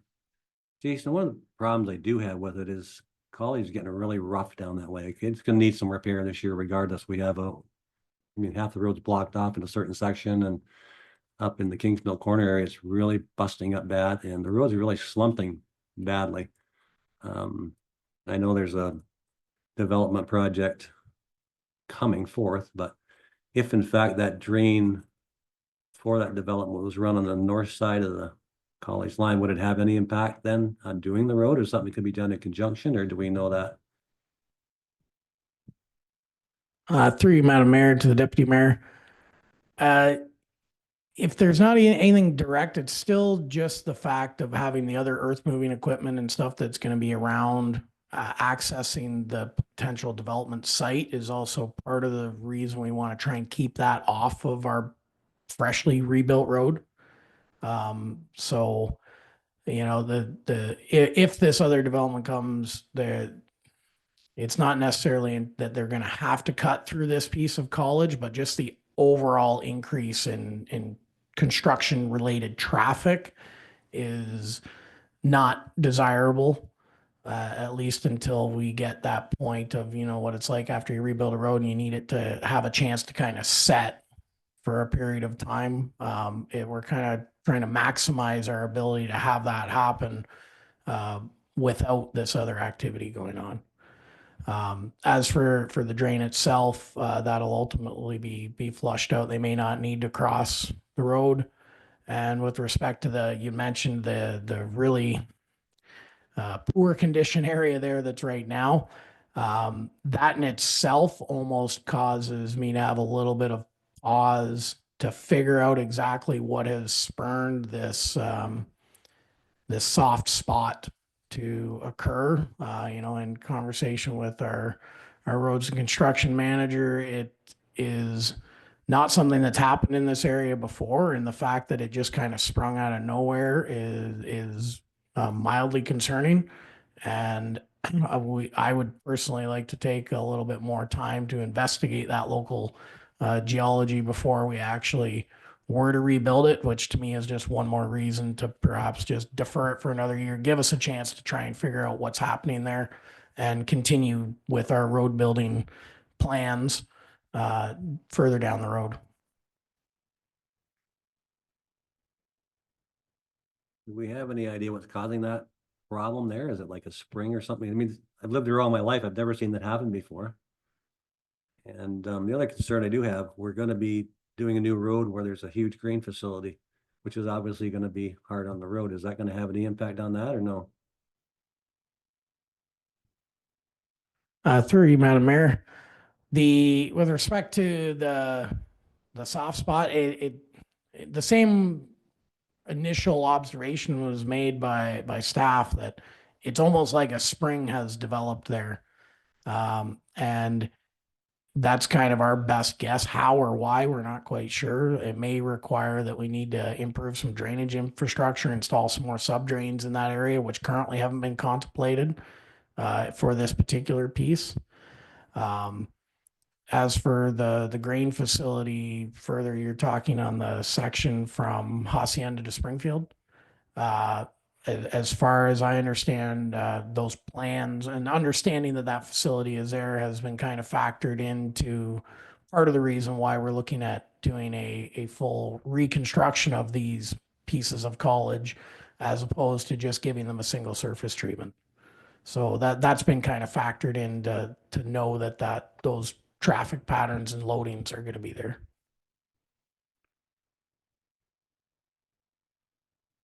Okay. Good discussion. Any further questions or comments? Seeing none, the resolution, please. The report number PW 2511 entitled College Line Reconstruction Change of Scope be received, and that the change of scope for the 2025 reconstruction of College Line be approved as outlined in this report. Thank you. Mover and seconder, please. Councillor Leach moves, Councillor Wilson seconds. All in favor? That's carried. Okay, we can proceed with bylaws. Those have been considered, from reports have been considered before, so with one resolution. That the following bylaw be now read a first, second, and third time and finally passed. 2517, the 2025 user fee bylaw. 2519, J. Grant Burks, Claire Burks rezoning. 2520, the development agreement with Blatz, and that the following bylaws be read a third time and finally passed. Bylaw 2506, Steve Versnick Drain, and Bylaw 2507, Ashton Street Drain. Thank you. Mover and seconder. Councillor Surnow moves, Councillor Leach seconds. All in favor? That is carried. This brings us to Committee of the Whole. Resolved that we do now move into Committee of the Whole. Mover and seconder, please. Councillor Wilson moves, Councillor Leach seconds. All in favor? That is carried. So this evening for the Committee of the Whole, we have 3 reports. So for consideration, the first one, the procurement bylaw update. Director Boylan. Thank you, Madam Mayor. This report presents staff's recommendations for a comprehensive update to the township's procurement policy. So the update is intended to address a number of changes that we've noticed in administering the current bylaw over the years. They are also to support several process improvements already underway by staff. So also appended to the report is a brief overview of the legal and operational framework that governs public procurement. That's just a means of providing some background information in an area that is fairly complex and lacking in easily accessible educational material. So I will move into some of the key policy changes just to provide an overview for council. First being roles and responsibilities. So who does what in the procurement process. At the township, we've typically had a model whereby it's been a decentralized procurement system. So each department is responsible for their own procurements. We're moving to more of like a centralized model where my position would oversee the standardization of certain practices and processes. Second, expenditure authorization. So this has to deal with when are staff allowed to proceed with spending. So the new bylaw includes some guidance on how to handle situations where projects are coming in marginally over budget. Like at what point do we have to report back to council and ask for project approvals and when can we just proceed with the budget? Third, procurement method selection. So this deals with how to decide which procurement process to use. So the current threshold for requiring a formal competitive process is currently set to $25,000. This is both restrictive and in my opinion, somewhat risky. Every time the township decides to use a formal bidding process, it creates binding contracts with all compliant bidders. So not only is it very time consuming to develop some of these and conduct formal bidding processes, it isn't worth the risk of the township unnecessarily binding itself to many contracts for relatively low dollar purchases. So we're recommending to raise the request for tender threshold to $100,000 and introduce a formal quotation process for purchases between $75,000 and $100,000.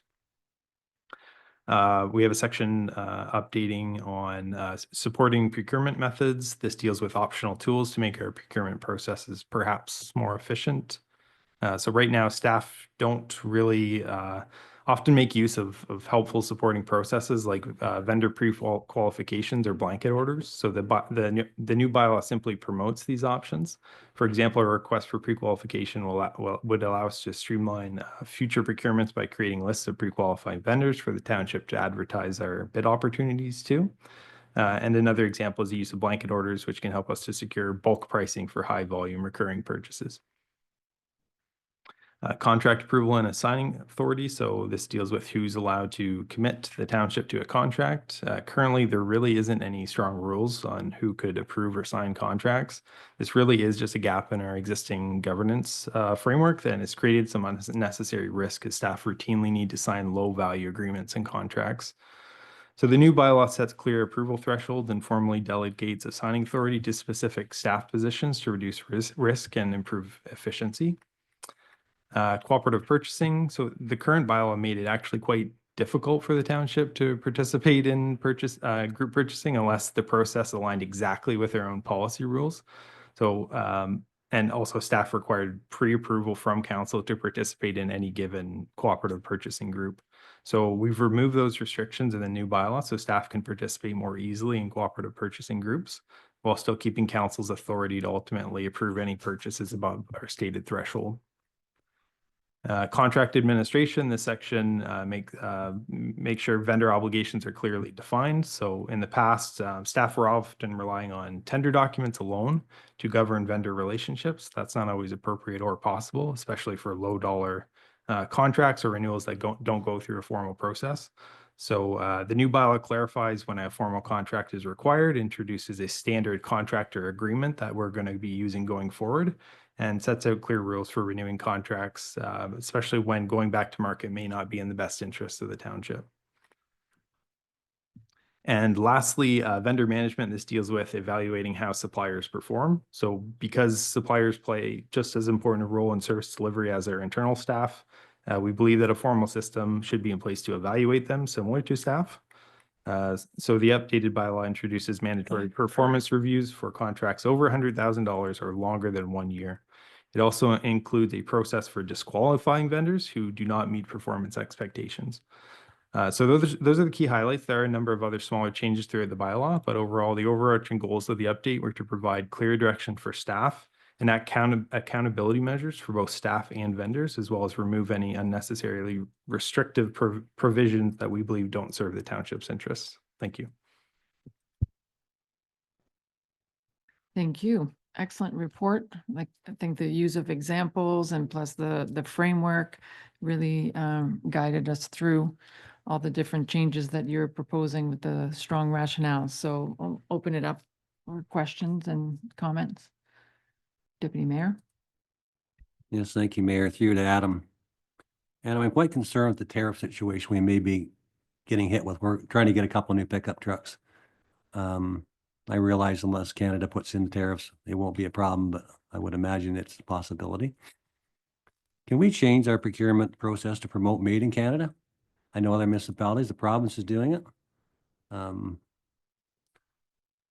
you know, saying all that, we could try maybe to purchase some vehicles that are on the lot just to, if these tariffs are going to hit us, we're going to get hit with them because these trucks aren't built yet and they're built in the States. I did a little research today that out of the 3 companies, 1 company does build them in Ontario. So I don't know if that's something we could, you know, utilize to try to save us some money. But what's our bid's gonna be like 120,000. You put 25% on that, that's gonna hurt. To the first question of what is our exposure to the tariffs, I think that's something that staff will defer tonight on and report back on later. We do have some vehicle purchases that will be affected by the tariffs, but we're not comfortable quantifying them for council tonight. The second part of the question is whether we can use like kind of a made in Canada provision in our bylaw.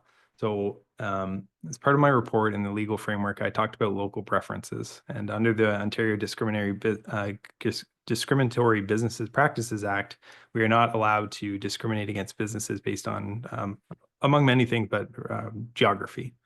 There is an exemption under that act that municipalities are currently utilizing, so it's kind of an interesting time for procurement because the province has taken a stance that is distinctly anti-American and that they're barring American companies from securing provincial contracts.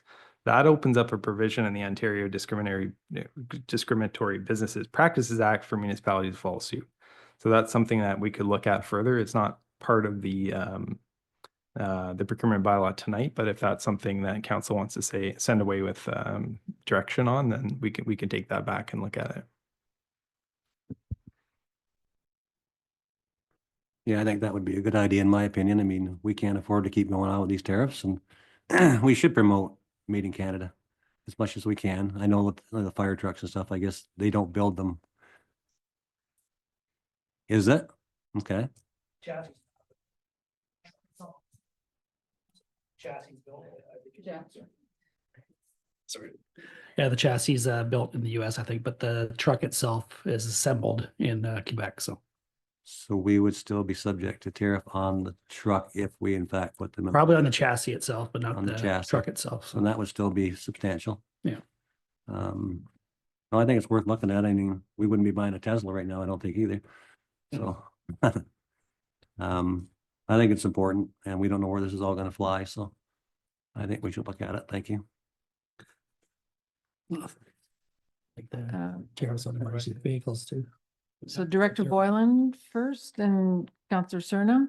I just want to make a slight clarification because perhaps I didn't explain it well enough that it's not necessarily a buy Canada only movement that we can get away with. It's distinctly we will not purchase from the United States. I just want to make that clarification because there are other trade agreements that we still are required to abide by, and the local preference rules still apply here. Like we can't disqualify a firm from Toronto or a firm from Elmer, for example. That would be a Discriminatory Business Practices Act.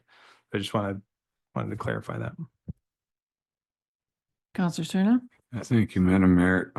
Through you to Jeff, the fire truck we ordered a long time ago, why would it be subject to tariff now? Just waiting on delivery, no? Because the chassis itself hasn't been built yet. It's not being built till probably May this year, the chassis. Because of the delay in order, not the delay in order, the delay in building. So there was a order backlog when we ordered this truck.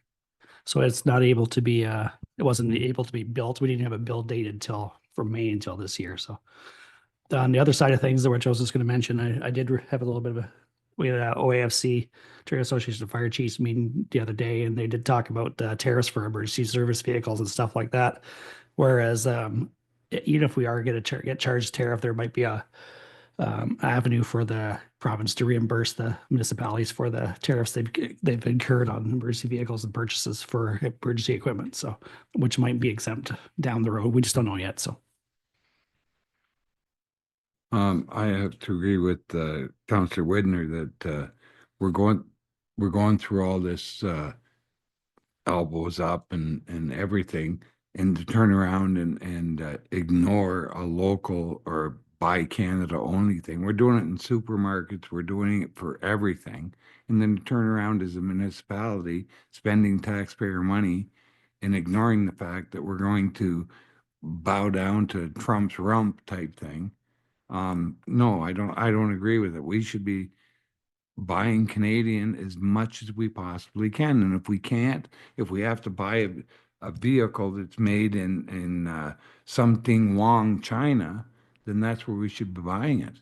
We should not be supporting the states in any way, shape, or form until Trump smartens up. And I think that's going to be 3 years from now. I hate to say it, but I don't want to support it in any way, shape, or form. So I think we should buy Canadian. If we can't, then we'll have to maybe get a squeaky year or two out of a vehicle again. I don't think sometimes we should be trading them off as quick as we do. But anyways, that's another story. But I think we should support Canada first. We got to lead by example. Thank you. I'll go to Councilor Blinsky and then Director Boylan. Madam Mayor, I somehow get the feeling that what Adam mentioned, it's like a double standard. It doesn't hold true for Toronto because I saw the mayor of Toronto come out and state unequivocally that they will not be allowing American companies to bid on projects in Toronto. And yet we're so careful not to cross the borderline of what we might have agreed to when Toronto can blatantly come out and state something like this. It's not that I don't agree with her, but is it one standard for Toronto and another standard that we have to abide by? I don't know, and I'm not sure that anyone does really at this point, but I thought I'd point that out because that's what I heard just this past week, I believe. Thank you. Thank you, Councilor Glinsky. And yeah, I mean, this is something that a lot of municipalities are considering right now. And so this is very timely, but I think in many cases, it's been recognized that it is largely symbolic in terms of the actual impact on contracts and the impact on the US and other countries who are also implementing tariffs.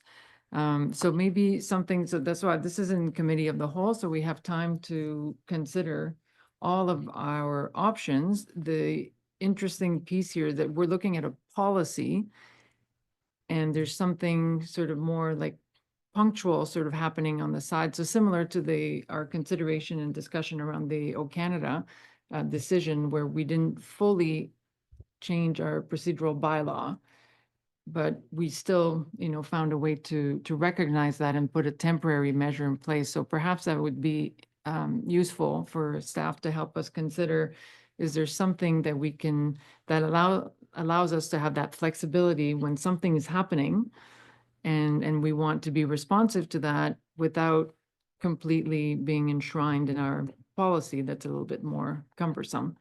So I don't know if that could be considered. Councilor Glinsky? My only point is that the mayor of Toronto came out and said blatantly that they will not be allowing American companies to tender for projects in Toronto.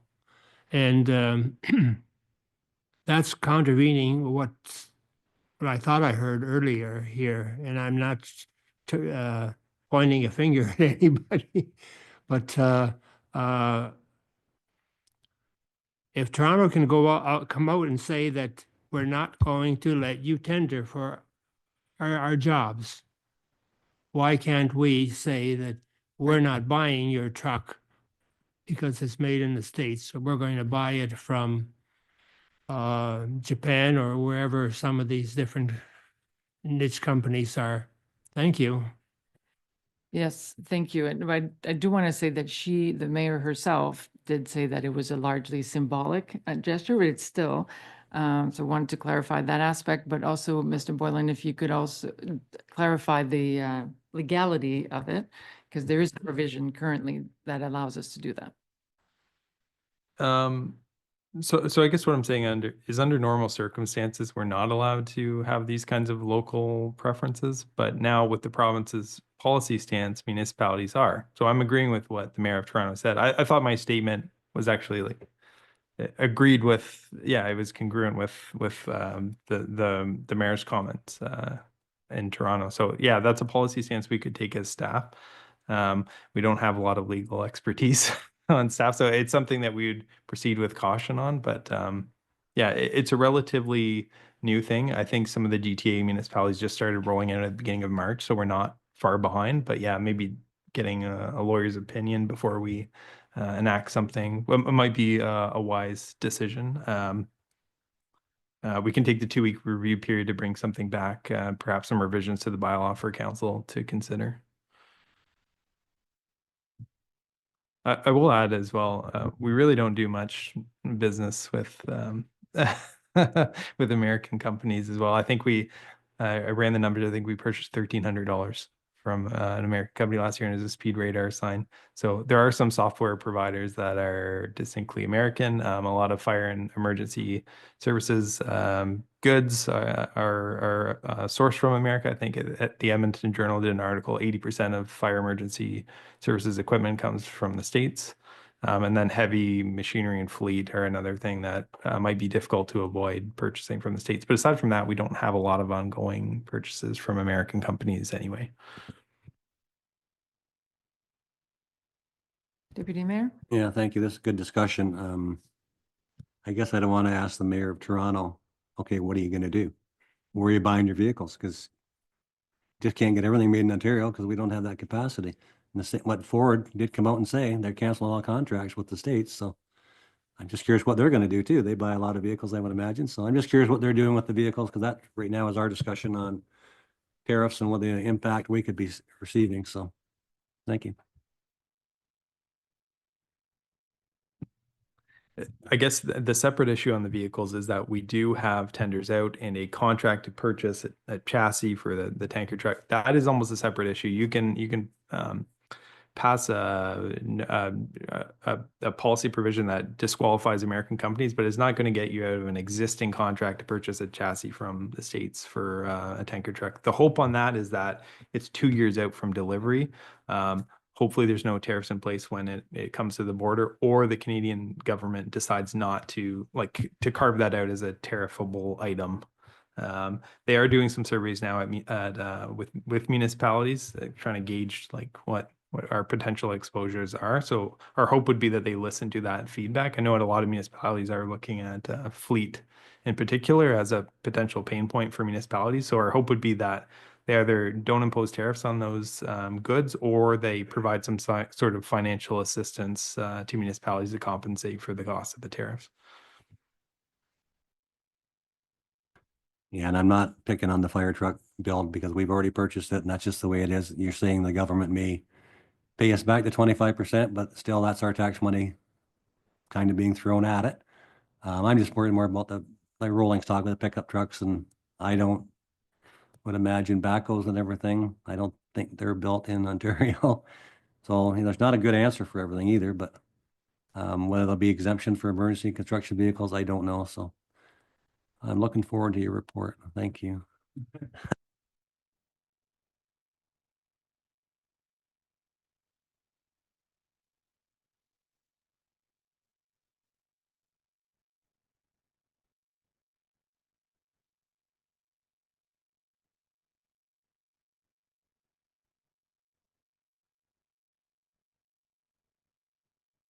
Councillor Leach. Thank you, Madam Mayor. I'd just like to thank you, Director Bolin, and all of staff for putting together such a thoughtful policy, conceiving every possible eventuality, and your insight into the policy. Thank you.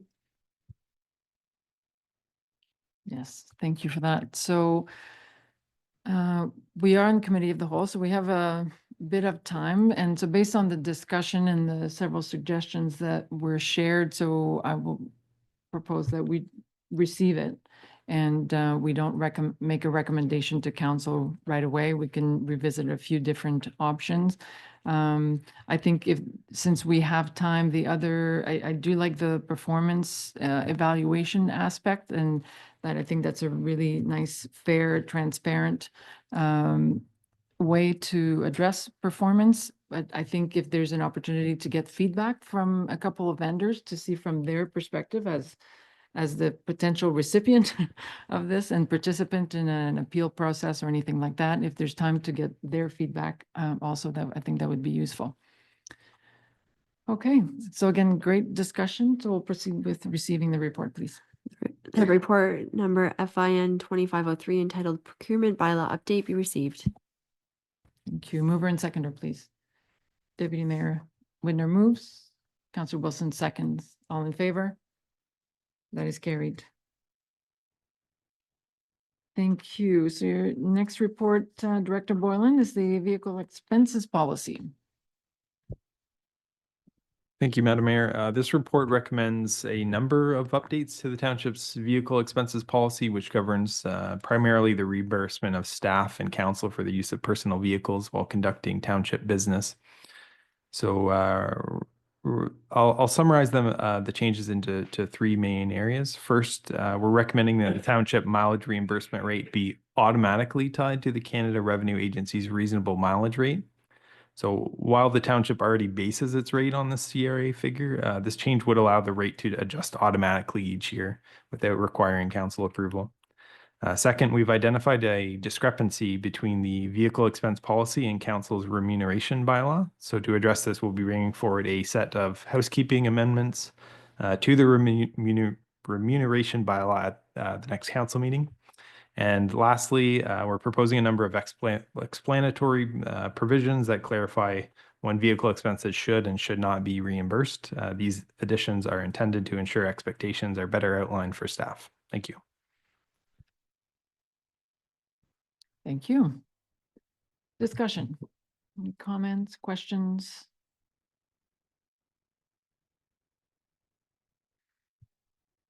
I know from my part, I had a question around, I think it was clause maybe 4.4, 4.5, that made a reference to short distance. And I know for me, when I look, what I look for in a policy is to provide guidance. So you don't want to have too many appendices like defining what each word means. And so if I were to try to apply that policy, that particular clause, like I wouldn't know what a short distance is, especially in a rural area. So I'm not sure what the intent is, or is it necessary, or would it be useful to specify an actual, distance that would be eligible? Because I worry that this can generate just more conflict, or I thought this was a short distance, I thought this is not a short distance, and then we can create more conflict rather than managing expectation.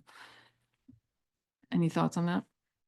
Yes, so we purposely left that section of the policy somewhat open to interpretation, just to empower the managers to decide on a case-by-case basis when it would be reasonable for a staff member to be reimbursed for personal use of their vehicle.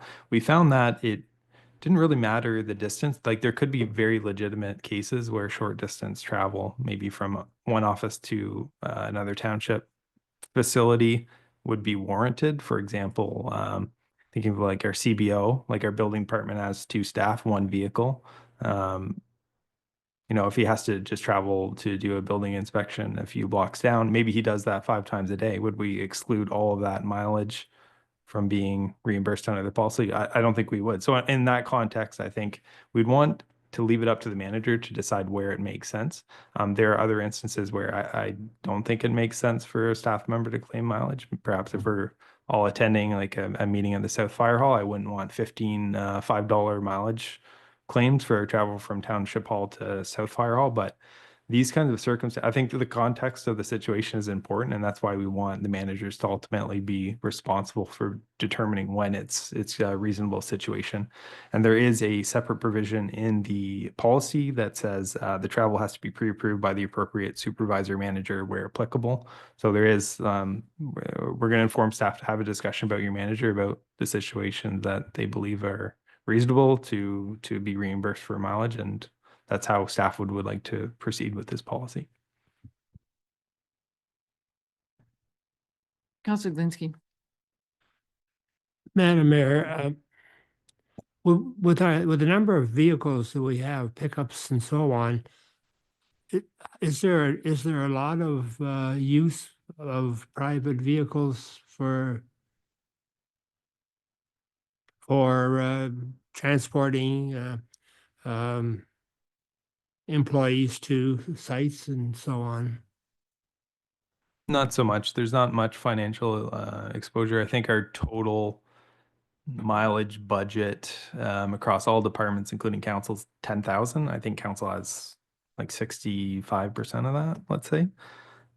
So like I said, we've got a building department with one truck, 2 employees. That's going to be one area where we incur mileage. Rather, like the alternative is buying a truck. Like it's probably a more financially economical situation as it's currently laid out. We also have a facilities manager who also doesn't have a truck, so that position could be traveling quite reasonably for legitimate township tasks from one facility to a next in their personal vehicle. So that would be the other situation, or perhaps Jeff traveling to Jeff or Jason. Jeff has a vehicle. A company vehicle, but yeah, Jason traveling to a site to inspect, like roadworks or whatever it may be, he does not have a township vehicle as well. So those would be the primary 3 instances where we do see the mileage claims.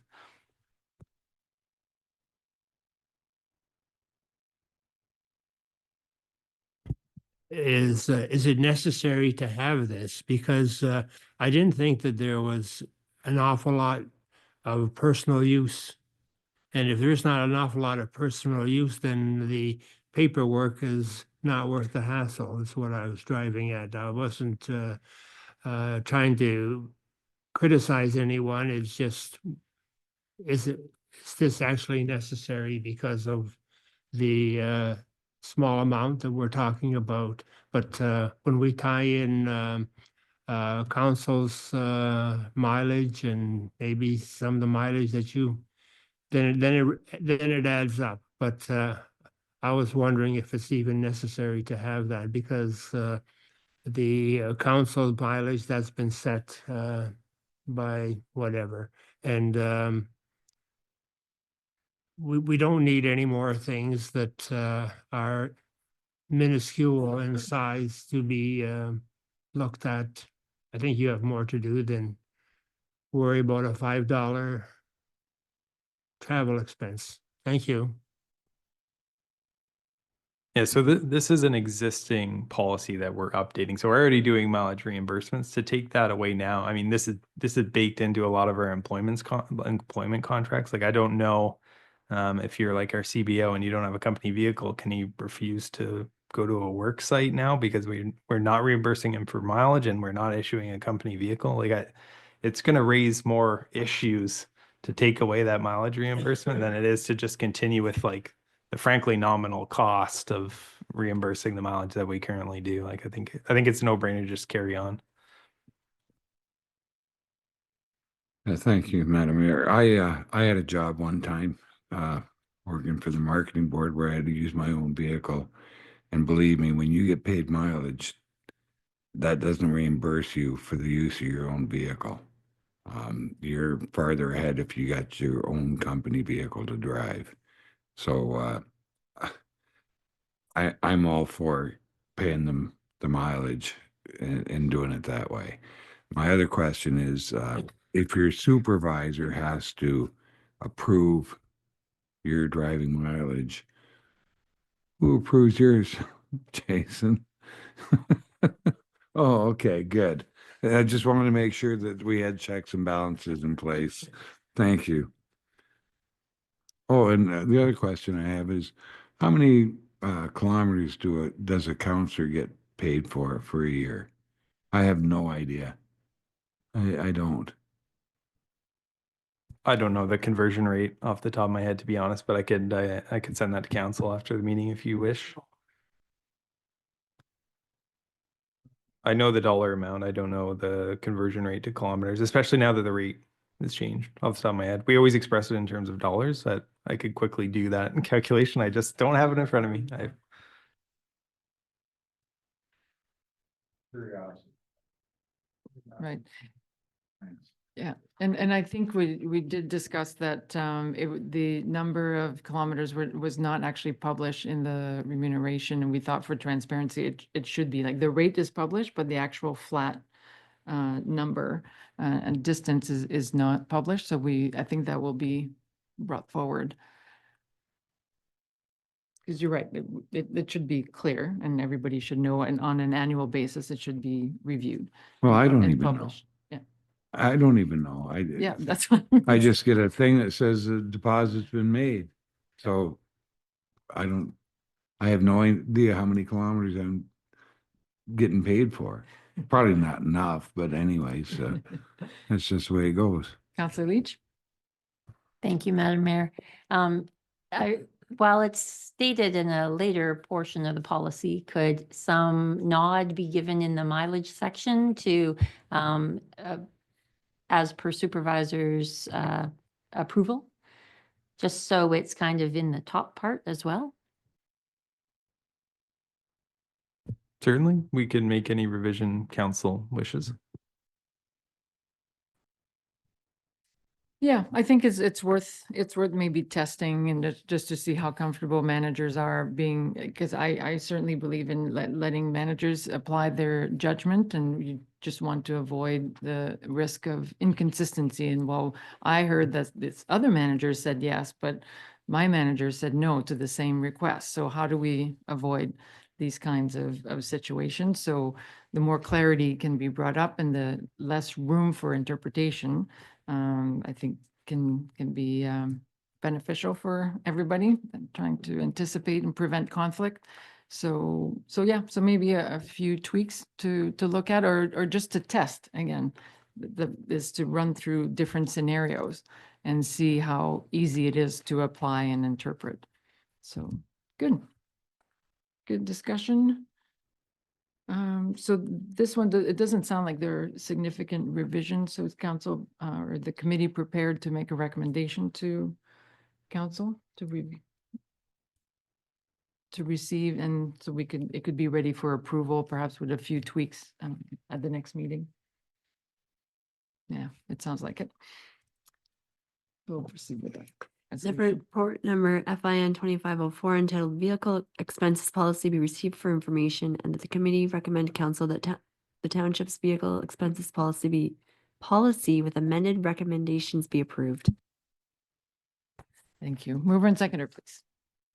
Counselor Serna moves, Counselor Leach seconds, all in favor? That is carried. We're losing steam. We're not used to long meetings anymore. We have had a few short ones. Okay, so the next report is the concession contract for MCP. Director Gabi? Thank you, Madam Mayor. Through you to council. Report PW 2510, the MCP concession contract. This report is to accompany the presentation that we had from Marcus earlier this evening.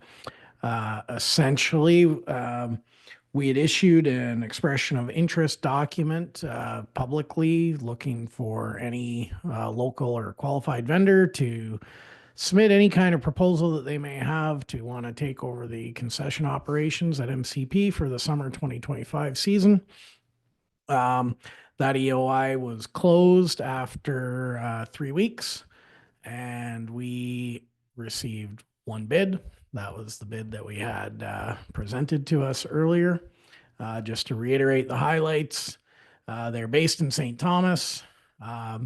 Their plan would be also to install one drink vending machine and one snack vending machine outside at MCP for use outside of the concession booth operating hours.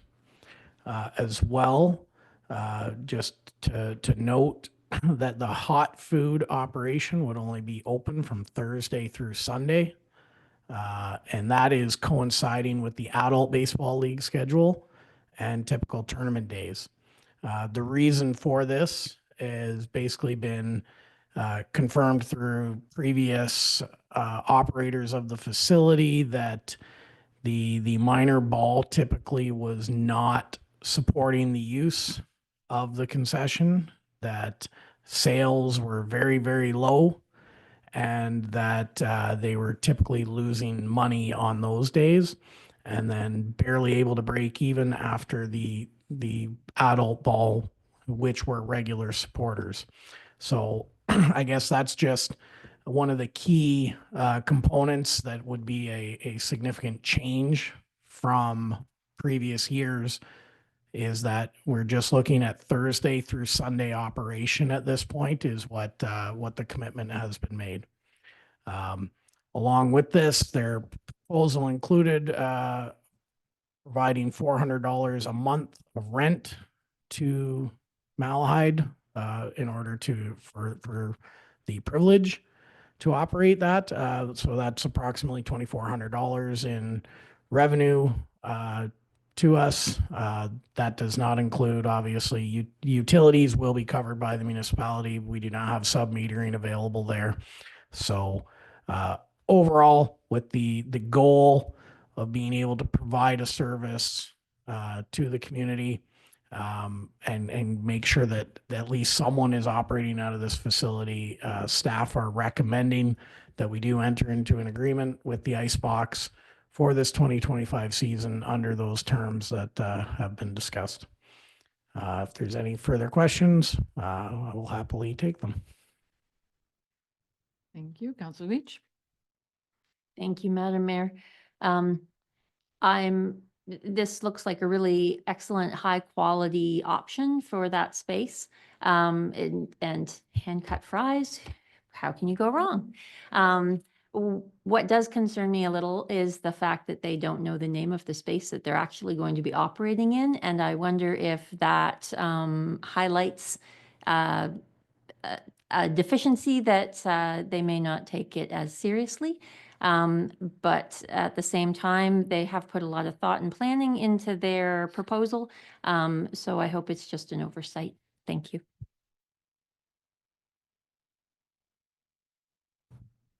Any comments or response to that?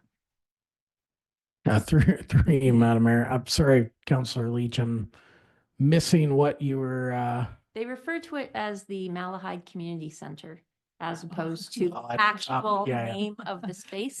Whereas in every St. Thomas facility, they know exactly where they are. So it just concerns me a little bit, but their business plan and the offerings that they're going to provide seem very excellent. Thank you for that. Councillor Serna, did you have a question? Not a question, just a comment. He did mention that he did help the lady that was there last year. Yeah. So whether he gets the name right or not, he knows where the place is. So at least he'll show up there. Councillor Wilson? I'm just sort of throwing it out there for absences in the last few years, but if they could show up for Springfield Family Fun Day, that would be fantastic. Yeah, I'm seeing the potential as them being an attraction and people going for the fries and then we'll catch a baseball game at the same time as opposed to the other way around. Mr. Gubby? Thank you, Madam Mayor. Through you. I agree that, those kind of community events would be something that we would definitely encourage them to be open for. Even if it doesn't necessarily fall in that standard Thursday through Sunday.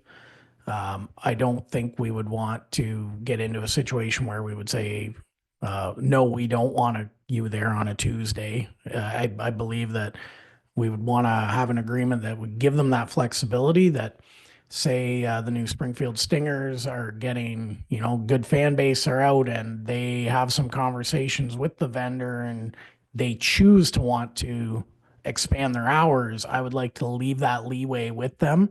I just don't want to give them the ability to shrink it. So personally, I think the more that if we can get the information out there and get people going and supporting the business, it will help keep it there and keep it open on more days. So part of this would be having that relationship and developing that relationship with this vendor or any vendor for that matter that would happen to be in the place. to try and maximize the use and the exposure that we can. So the contract could be stated as a minimum of the Thursday to Sunday, and then that could give them the option. Okay, yeah, that sounds good. Okay, another good discussion. I think we're ready to proceed. The report number PW 2510 entitled MCP Concession Contract 2025 Summer Season be received, and that the committee recommend to council that staff be authorized to enter into an agreement with the Icebox for the provision of concession services at Malai Community Place for the 2025 summer season. Thank you. Mover and seconder, please. Counselor Wilson moved, Counselor Leach seconds, all in favor? That is carried. Okay, thank you for those. We're getting there.